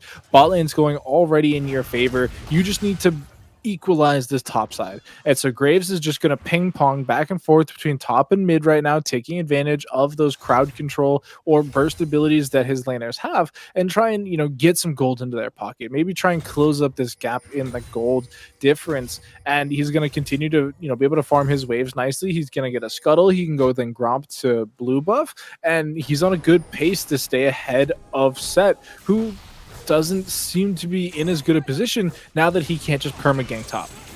Yeah, another dive going on in the mid lane here. Rava goes down. Goomba Stompin' finds that one. Meanwhile, on the top side, Terps is going to go into the Death Realm with an Otter. He is just playing Ring Around the Rosie with this top side bush, though, trying his best to stall for time. He's out. He's away from that Death Realm. He's going to just try and walk this one out. The sapling that's empowered from the bush is going to mean the extra slow, and they get to just walk on out for the Maokai here. Meanwhile, mid lane, so many turret plates are going to be going over to the hands of Bowen and Goomba Stompin'. Yeah, the Death Realm play there almost feels like desperation. You know, and Otter recognizing that he needs to continue to push this lead as much as possible. They spent a lot of investment getting him to a position that he can bully out the Maokai, who with just half a magic resist item is actually holding up quite well. You know, isn't finding, you know, big bursts of damage coming his way, is relatively strong in these 1v1s. I mean, the Ring Around the Rosie play was just kind of annoying. If you're an Otter, you're just like, man, that kind of sucks. Like, I really wish that didn't happen. But he is now back onto that top lane island. You can already see Graves back down to the bot side. Sets here as well. Dragons in a minute and a half. They want to get the priority on their side, get the ward control, make sure that they can be in a position to set up around this Earth Drake. They don't want to give it over to Goliath. That sets up for, again, such an incredibly early soul. And then from basically 20 minutes forward, you have to fight every single dragon. It's forcing you into this funnel. It's pigeonholing you to these awkward fights that might not always be on your favor. Yeah, and I love to see what an Otter is doing here. Rather than just mindlessly shoving out those top lane waves, he is allowing it to freeze on his side of the map here. That is a huge play for this Mordekaiser. A lot of people forget that just because the first tier turrets have gone down doesn't mean that you have to keep pushing that wave. So he forces Terps to step up here, pulls him back, is going to get another decimating strike, and Maokai just re-entered this lane, loses half of his health. But Dragon is spawning in 40 seconds, as you just mentioned. Already, we see the side of Goliath Esports. They're coming over. They are trying their best to clear out all of this vision. That ward that just got placed down already gone. And look at this. We're seeing back timings now. Leona's back in base. They ping out that Vayne's gone back to base. Scuttlecrab spawning. The bot lane from Goliath Online are already back on the map. I don't think Drift can contest this. The mid lane's going down as well. This is disaster. Yeah, they're just a few seconds too late on these rotations. There is another 5 seconds before this dragon spawns, but already Goliath are in position. Beerman Sen, he's going to walk up. He finds an auto attack onto Dog here. Meanwhile, Leona trying to go into the back line, but he's going to be going in with the help of his team. The Matrix Grab is doing so much work to stop everybody, and he is there, drops on the ultimate, but Melmo is still alive and well in the back line. She is stacking up the Infernal Trigger, might be able to go for the reset onto the Vayne here, and Otter goes down in his own death realm. The Echo is able to pick that one up. Melmo with a flash forward. The Infernal Trigger finds the ace for Goliath Esports. You may have set behind the Maokai, but he is a tank, and he lands those ultimates. His team finds the team fight and the dragon. Loud thoughts. Do you remember when I said that Maokai will be relevant as long as he has an R key attached to him? I remember when you said Maokai would still be relevant as long as he has an R key attached to him. Good. I'm glad one of us remembers, because that was a perfect showing of that. He just showed up. He got the, he didn't even teleport. He still saved onto that cooldown. He just walked down, pressed R, and once that happened, it separated the team fight into these really difficult two-man situations. You had the Leona set really far forward, with Leona being even farther forward thanks to the Zenith Blade. She goes down. Set goes really low, uses the Haymaker, and is very low at that point. Uses the Showstopper, just trying to get something. Does trade his life for one, but now we see Otter in the Death Realm with the Fed assassin carry of Babuin, and turns out he can't win that trade. He's not far enough ahead to win against the enemy carry. He ends up dying to the 1v1, and the Vayne is not spiking at this stage of the game. Samira is able to blow that flash to make sure that the Infernal Trigger picks up the kill, and they get an ace at 16 minutes. They get the third dragon. We're 4 minutes away from the soul, so 21 and a half minutes could potentially be a soul fight for the Earth Soul, which gives you a permanent shield forever. This is looking incredibly good for Goliath. They're playing incredibly smart to make up for that last game unfortunate situation, and they are playing to win. Yeah, and you love to see this coming out for the side of Goliath Esports. We were kind of debating whether or not they might have been able to win that second game, but as it stands, the game ended the way it did, and it is what it is. But top lane, we do have some action going on here. Beerman Stan being the man difference on the top side of the map. Teleport is going to come in by Rava in order to try and make this an even fight. The Death Realm used for Terps, and he is going to be left stranded, abandoned by his team. Rava popping the ultimate just to be safe and secure, not wanting to let this Maokai flash over the wall. But this entire time, Bowen is on the bottom side of the map. He's going to be proxying a minion wave to hopefully be able to pick up that bot lane outer turret for himself. And meanwhile, the rest of Drift Esports, they got the kill, but now they have to respond to the mid wave. They have to shove in the top lane, and they're not going to be able to get a whole lot more for themselves. Yeah, one kill for tower. I would say benefits Goliath at this stage. It opens up the map. It allows them to get more deeper wards into that bottom side, which again just helps them for their Dragon win con. We are seeing this nice little collapse, but Echo's pretty slippery. Ooh, he is pretty slippery. The chrono shift comes out. We flash over to the top lane, though, as an Otter is getting jumped on by 3 members of Goliath Esports. Goomba Stompin finds that one. Echo finally does fall down on the bottom side of the map, but not before giving Rava a little bit of a scare. Could have been a very disastrous 2-for-1 there, but we are seeing them trade equally. There should be another tower going down. It is full HP, but there's nobody in position to respond, so Goliath online making the correct call here to make sure that they're making the use out of this Herald. It's the second Herald. You're not going to get as much use from the first Herald, but if you can get a tower with it, that's incredibly good play there. We are going to see the Baron spawning up as well. We're seeing the next set of buff rotations coming out as well. Red buff is spawned on both the red side and coming up shortly on the red side, blue side, red side. I got my colors mixed up, but mainly the other big thing is it's a minute and a half to this dragon fight, and I cannot remember the last time I saw a dragon soul this early. And we're seeing first items come out. It's Kraken Slayer for the Vayne, Mortal Shield Bow for the Samira, highlighting what they are looking to do here. And I gotta say, I don't agree with the Kraken Slayer. I think a Shield Bow is much better. Kraken Slayer, kind of the I want to fight you as much as possible, health be damned style of gameplay for the Vayne here. Mortal Shield Bow, the more sustainable option coming in for the side of Melmo. Typically what you want to pick up on that Samira in order to allow yourself to play that very deep aggressive play style. Beerman Stand barely dodging away from the double engage of Drift Esports here, as they are once again getting themselves set up for this 4th and final potential elemental Drake on the map here. 35 seconds until it spawns. Yeah, teleport is available for an Otter in just a second, so they will have that for the fight if they decide to use it. Ooh, K-Dog is going to be the one getting jumped on here. Memo getting so many stacks of that Infernal Trigger, almost at that S rank. One more Q is going to be able to do it. Dash forward into the middle of the fight. There's the Infernal Trigger, but he is in the Death Room with the Mordekaiser. You are not strong enough to deal with that. Meanwhile, Echo on the outside of that Death Room is able to find the enemy AD carry. Both ADs are dead here, but Echo is running rampant. Triple kill for Baboen as he is able to find his way onto Rava and K-Dog as well. And it is going to be the mid lane second tier turret that is going to go down at the end of this. They can easily back out, find themselves the soul point for this. Yeah, they might actually try to push on through for the inhibitor as well, or at least the inhibitor tower. They don't necessarily need the dragon right now. It's incredibly helpful, but if they don't get it, they just get the next one, right? Like, they're on soul point. Any dragon is potentially a soul for them from here on out for the rest of the game.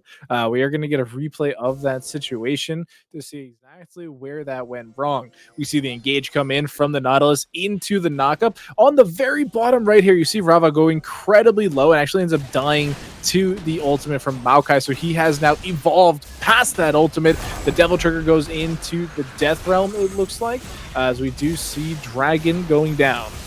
Yeah, it is going to be a turnaround kill. Echo will be picked up off of the back end of that one. Shutdown going over to Rava, but Mountain Soul has been claimed for Goliath Esports here. Elder Drake will be the next dragon to spawn onto the map in about 5.5 minutes. Baron, the next objective available for either one of these teams here, but that is a huge pickup for Goliath. Yeah, it makes the job of Drift that much harder. You have a lot of pick style champions in the Leona, in the Annie, and the Set, and so you want to get these very small skirmishes where you have an extra member, or even just bushwhacks, fanatic bushes, whatever you want to call them. And now every single member of Goliath has an extra couple hundred HP that they didn't have a couple minutes ago. And when you're already struggling to burst people out, again, it's just that much harder. Like, there's nothing else to really compare it to, because they now have that bonus shield. Everybody used to complain about how busted Iron of the Locket Solari was because it gave everybody this massive shield, and it still does that, and yet we still don't see it that much often. Well, actually, I lied, because we're in season 11 now, and we're seeing it all over the place again, as now even Nautilus has one. Ooh, there's going to be an engage coming up at the Echo, though. Teamfight breaking around this Baron buff. That is going to be the Mordekaiser Death Realm used once more, but on the backside of the fight, once again, Baboen is going crazy. He finds Rava. Is he going to be looking for another? Goomba Stomp is able to find the second. Samira finds a third, and it is just going to be a clean sweep. Vayne nowhere to be found. Is it a 4-0? Goliath Esports are running away with this game. this game's gone from bad to worse. We had seen Drift with a nice advantage, not able to push it further though. They've taken a couple bad fights, 10 minutes ago, which is now snowballed into this incredibly strong composition of the Maokai Samira Echo, and we're seeing Babuin playing this assassin almost perfectly, like always in the back line, blowing up the enemy mid laner. Rava is playing this game in grayscale, unfortunately. He's 2-5-2, down 40 CS, and the Annie pick, which had a lot of questions behind it, because we were like, Annie's strong, yes, but is she actually mid laner strong? There's such a tier of champion you need to be able to actually see play in this mid lane at an effective level. And it's not always just raw power stats. Annie does have a lot going for her in Season 11. That's why we're starting to see her in support some more. But again, to break that mid lane glass ceiling, you need to be extraordinary. You need to be an Echo, a LeBlanc, a Swain. Like you just need something extra. Yeah, and that's kind of the downside to some of these older champions like Annie. One of the first few that was released at the beginning of this game is those kits aren't quite as, how do I put this lightly, overtuned as, say, the likes of an Echo who has a free go back in time and fix my boo-boos button.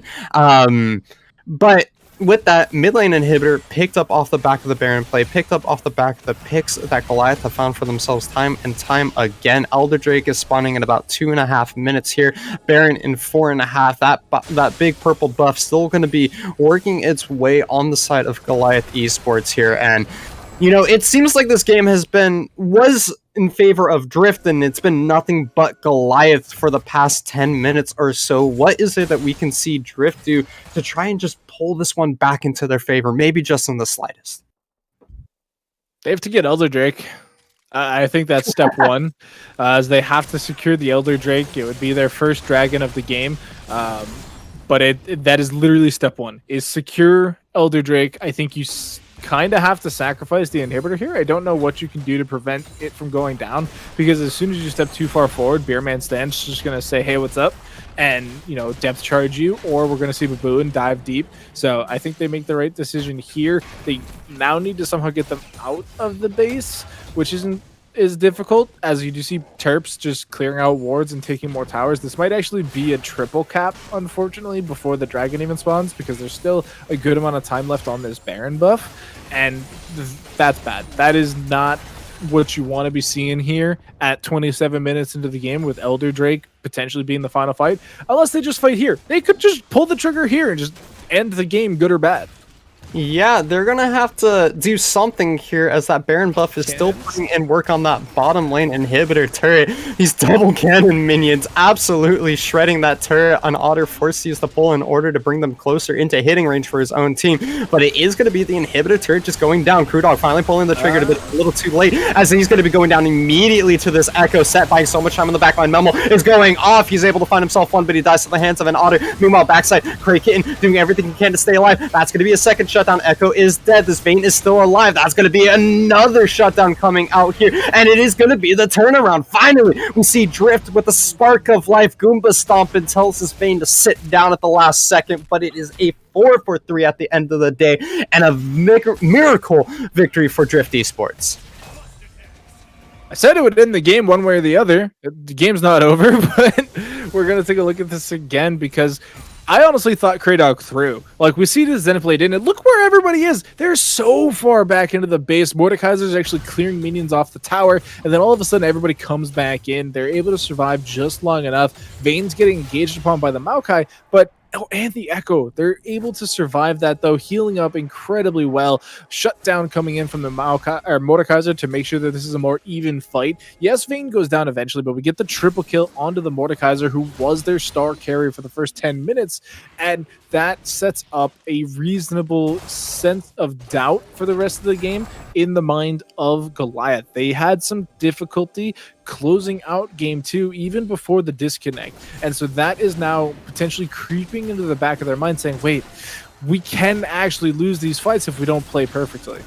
Yeah, Elder Dragon has been started up fairly quickly here by Goliath. On spawn, Kraydog going deep once more, but this time there is still no one there to follow up. Melmo dropping down extremely low due to the Set's Haymaker, and that is going to be the showstopper that finishes that one off. Samira is dead, but Echo is still in the backline. Set, once again, finds the shutdown. Cray Kitten is going crazy as he's getting all of these auto attacks. The Vayne has stayed alive 2 fights in a row. You cannot allow that to happen if you are Goliath Esports. Ace coming in for Drift, and they are going to try and find themselves this Elder Dragon. Vayne has to back them.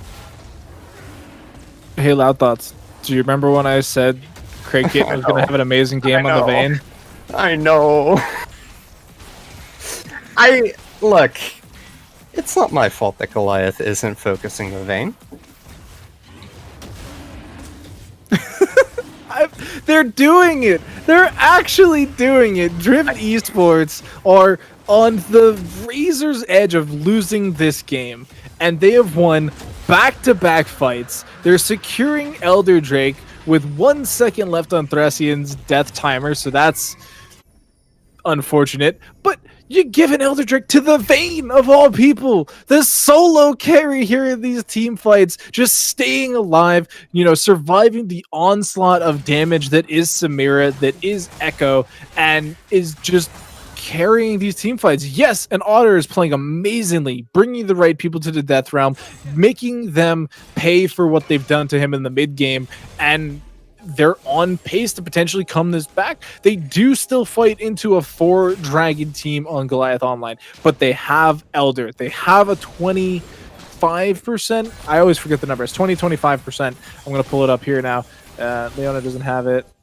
20%. I was right the first time. That's a lot of HP. I don't know if you guys ever took stats or numbers or anything like that in school. 20% is a lot, and that is easily reachable as a Vayne, as an Annie specifically. I know she's 2 and 7, but Annie is a burst mage. Yeah, and having access to that Horizon focus as well means that anyone who gets stunned up by this Annie is going to get popped like a balloon here. Kraydog trying to find an engaged Terps, forced to use the ultimate in order and keep himself safe here. It looks like he's just sacrificing his life for the cause, pulling everybody away from the rest of their team, while the rest of them are running up the mid lane. Is this a potential race for the base here? No, they're just pulling them away from the Baron. It is Drift Esports trying their best to find the engage onto Goliath here, but instead they will give up on the chase. Smart play there by Drift. They turn around and they're going to be looking at this Baron. Yeah, the problem with having 3 open inhibitors is the potential base race action. They do get the teleport out of an Otter, so he's not going to be able to join them over here at the Baron fight if they can get there. But look at this. Rafa has the dragon.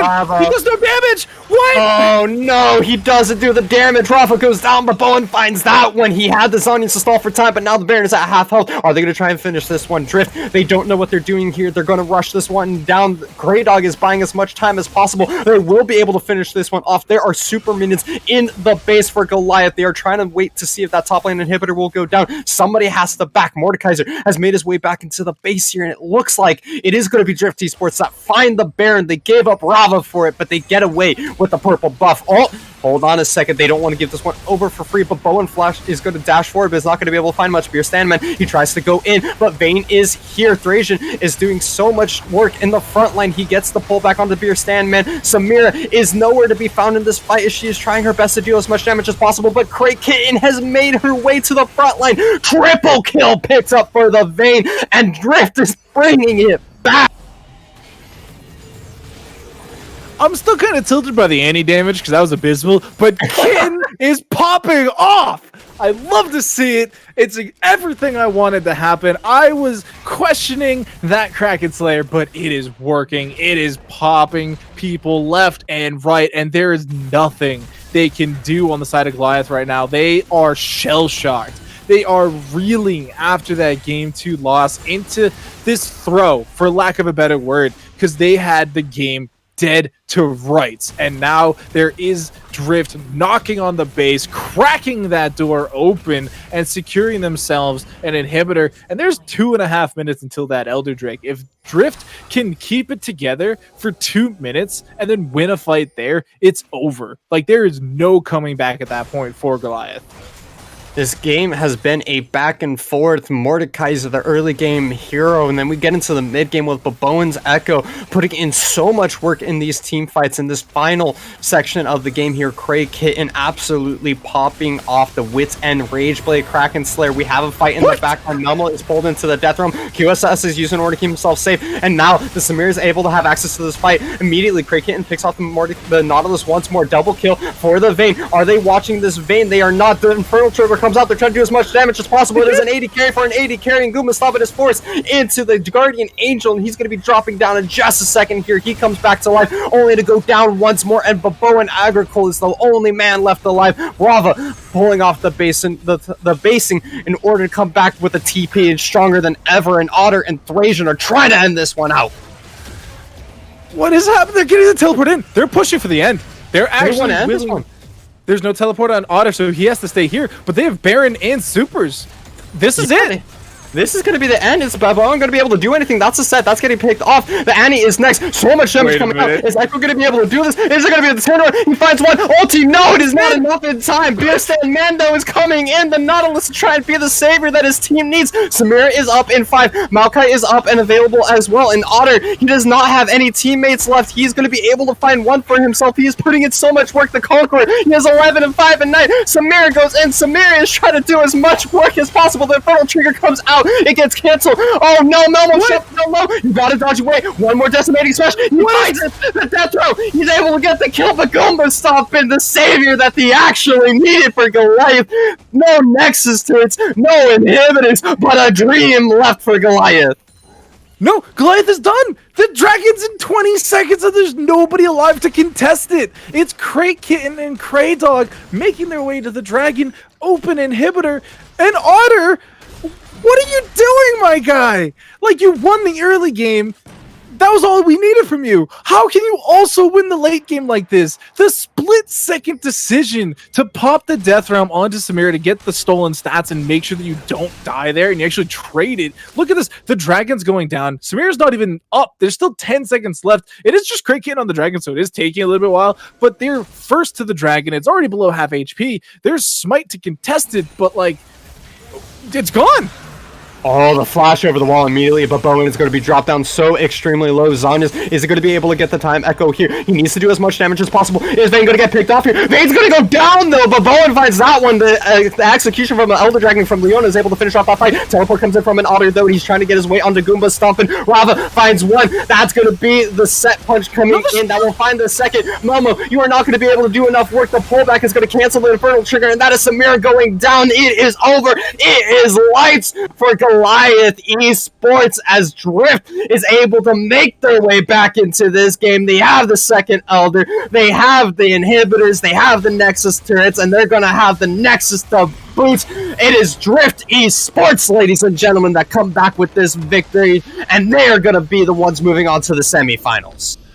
And I called Drift winning 2-0, so I will take 50% credit there. And you know what they say, C's get degrees, and they are going to be definitely bringing Drift into the next series here, semifinal matchup. And what a well-deserved win there. I will say, based on game number 3, we're not going to talk about game 2, because that game number 3, they were all but deleted from the series, and yet they get a single fight at that inhibitor. They turn that into so much more. They then win the fight at the dragon. They get a first Elder and just get so much out of it. They get so much between that and the Baron, and then they're able to get the second Elder, and that even with the sacrifice that Kitten made, they still have enough in the tank to make it work. Yeah, and with more to break down that exhilarating third and final game here of the first quarter of our quarterfinal series for Mid-League Excellency Esport, we are going to be going over to the experts on the analyst desk. Mac, Dewey, and Valley are here to take it away for y'all. Wow, what a game 3! Drift Esports managed to pull that one off. No soul, no problem. They get the comeback win in game number 3, Valley. I said it in week 1 of Mid-League. I said it in week 3 of Mid-League. I said it every single time we saw Drift on stream, every single time that we talked about Drift in predictions, when we talked about them as who's your dark horse coming into the playoffs. I said this is a team that doesn't give up. They will fight to that last breath. They will fight to that last moment. And you saw it there. Despite throwing the mid game, despite losing the Mountain Soul, despite being down the Baron and 2 inhibitors and almost a third, they kept fighting. They turned it around. Vayne came online and Otter absolutely went off. Yeah, and they managed to come out with the win.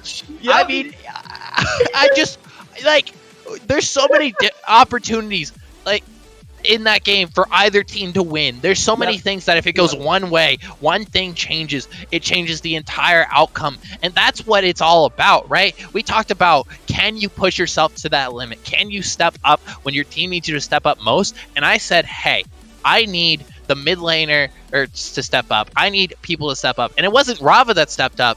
It was on the other side. It was Agricole that stepped up. His Echo was popping off. And then an Otter said, you know what? I'm done with this weak side crap. I'm done with this scaling crap. My turn to shine. He came through. He popped off. And he said, this is my game. This is my series. You're not knocking us out of playoffs today. Drift Esports takes the dub. I mean, other than, you know, Doc thinking that 50% is a C. Maybe that was Loud Thoughts. I don't know. I can't tell their voices. It was Doc. This Doc, but what? There's not a lot to say. What is there to break down? The madness, the craziness of those late game team fights. We are going to have the opportunity to hear from the top lane stud himself in Otter is ready for the post game interview. Doc's going to break down the series with our MVP from the series there. All right, welcome everybody. We do have top lane for Drift Esports. It's Otter. How you doing, my guy? Hello. Pretty good. Pretty. You love to see it. What a match. Game 3 alone, just so crazy to watch. What were the comms like for that entire game? It's pretty intense. I think everybody wanted to win that game pretty badly. Yeah, it was pretty intense. It came down to some clutch team fights in the end, and comms were a little hectic, but pulled it out. Yeah, so you were in the top lane. You got to play some fun matchups, right? Like game 1, you got the Kale into the Ornn. Game 2, you got Popping into the Ornn. Game 3, you guys are finally like, hey, maybe ban the Ornn, and you still get a Mordekaiser tank matchup. I'm looking at these again, and you know you're not exactly prioritized when it comes to these drafts. It seems. I mean, in matchups like this, with Terps likes to play a lot of top lane tanks. We weren't. I still don't. I'm not super scared of the Ornn, but we weren't sure entirely what our third ban wanted to be. We were kind of looking for the 80 trade. Give over that Samira, which we didn't think he looked very good on, and then he opted to just blind pick Maokai for some reason, which I think is really troll. And we took the Mordekaiser and just kind of ran over the lane with it. Yeah, I mean, you guys shut him down pretty early. There was that awkward top lane tower dive. I'm gonna be honest with you. Yeah, that was a little scuffed. That was a little scuffed. There's a couple of scuffed stuff in like all the games. My lane phase game 2 was pretty rough. Couple of scuffed things here and there, but you guys managed to bring it back. And you know, we were hit a point on the broadcast where Loud Thoughts was asking what it was that you guys needed to do to win the game, and my only option at that point was take the Elder Drake, right? Like, you've already given up the soul, and they're pushing down that bottom inhibitor. I imagine Elder Drake was the last thing on your guys' mind, and yet you win that inhibitor fight. Yeah, we knew that if they got triple inhib, it would be really hard for us to contest for Elder. So we felt like we had to force for that inhib there, and then we managed to just one-shot Samira, and then Echo was forced to ulti very early on and dove really hard for Vayne, and he got a nice condemn onto him, and we just kind of turned the fight around from there. Samira pops immediately in the fight, and then Echo as well, so they lost a lot of their damage, and it just turned into Elder, and it kind of snowballed from there. Yeah, so you guys, you do take the series 2-1. You are going to be going up against, I believe, Glaive Black next week, which is a completely undefeated team. Didn't even drop a game. Are you guys confident after today? Are you having a game plan set up for it? It's definitely, the hardest matchup you could ever have in this league. I think it's gonna be a very tough one for sure. I feel like we are coming in with hope, I would say. Our games against them, our first one was at the end of the season, right? The last game we played was against Grave Black. We got 2-0'd, but the second game we did put up a really good fight. I think we had a goal lead for like half the game and then kind of just threw it. So we do feel fairly confident that we can, give them a run for their money at least. Well, that's great to hear. I definitely hope that it does have another showing like today. You might hope it goes a little bit smoother, but I certainly had fun on the desk. So is there any final shout-outs you want to give before we close out the night? Shout out to my teammates as we're about to go play World of Warcraft. So that's pretty good. That's definitely what you love to hear. Team synergy being built in Azeroth. Not much better you can get, right? Yeah, exactly right there. All right, well, thank you for coming on. And once again, congratulations for your 2-1 victory here. Good luck next week. We'll be here, so I hope you will be too. And with that, we are going to kick it back over to the analyst desk with MacDewey and Valley. So much, Otter, for joining us. You're good to go, my guy. Get back on to Shadowlands. I hope you and the team enjoy it after a well-deserved series win. Kudos to you guys for pulling it out today. Thanks, guys. Thanks for the cast. Have a good one. And that's going to do it for a crazy week 1 of mid-league playoffs. The quarterfinals were wild. On the other side of the bracket, it is going to be a Catalyst versus Catalyst semi-final matchup. Blaze was able to 2-0 Divine Ascension Scarlet. No Alex, no problem. Mystical Rogue with a huge pop-off in that series, so kudos to him. Valley, before we head off for the night, do you have any final thoughts? Place wards. Place wards. It's as Place simple wards. as that. It's that simple. Win game. Place wards, win games. That's all I have to say. That's going to do it from Excellency. From all of us here at Excellency Esports tonight, thank you all so much for tuning in for the broadcast. Thank you all from me to the entire production staff. Thank you so much for a wonderful, no 2-0 Tuesdays for us today. It was still a wonderful stream. I love you all so much. Working with you is an absolute pleasure. I hope everyone who tunes in is able to stay safe and have an amazing rest of their night.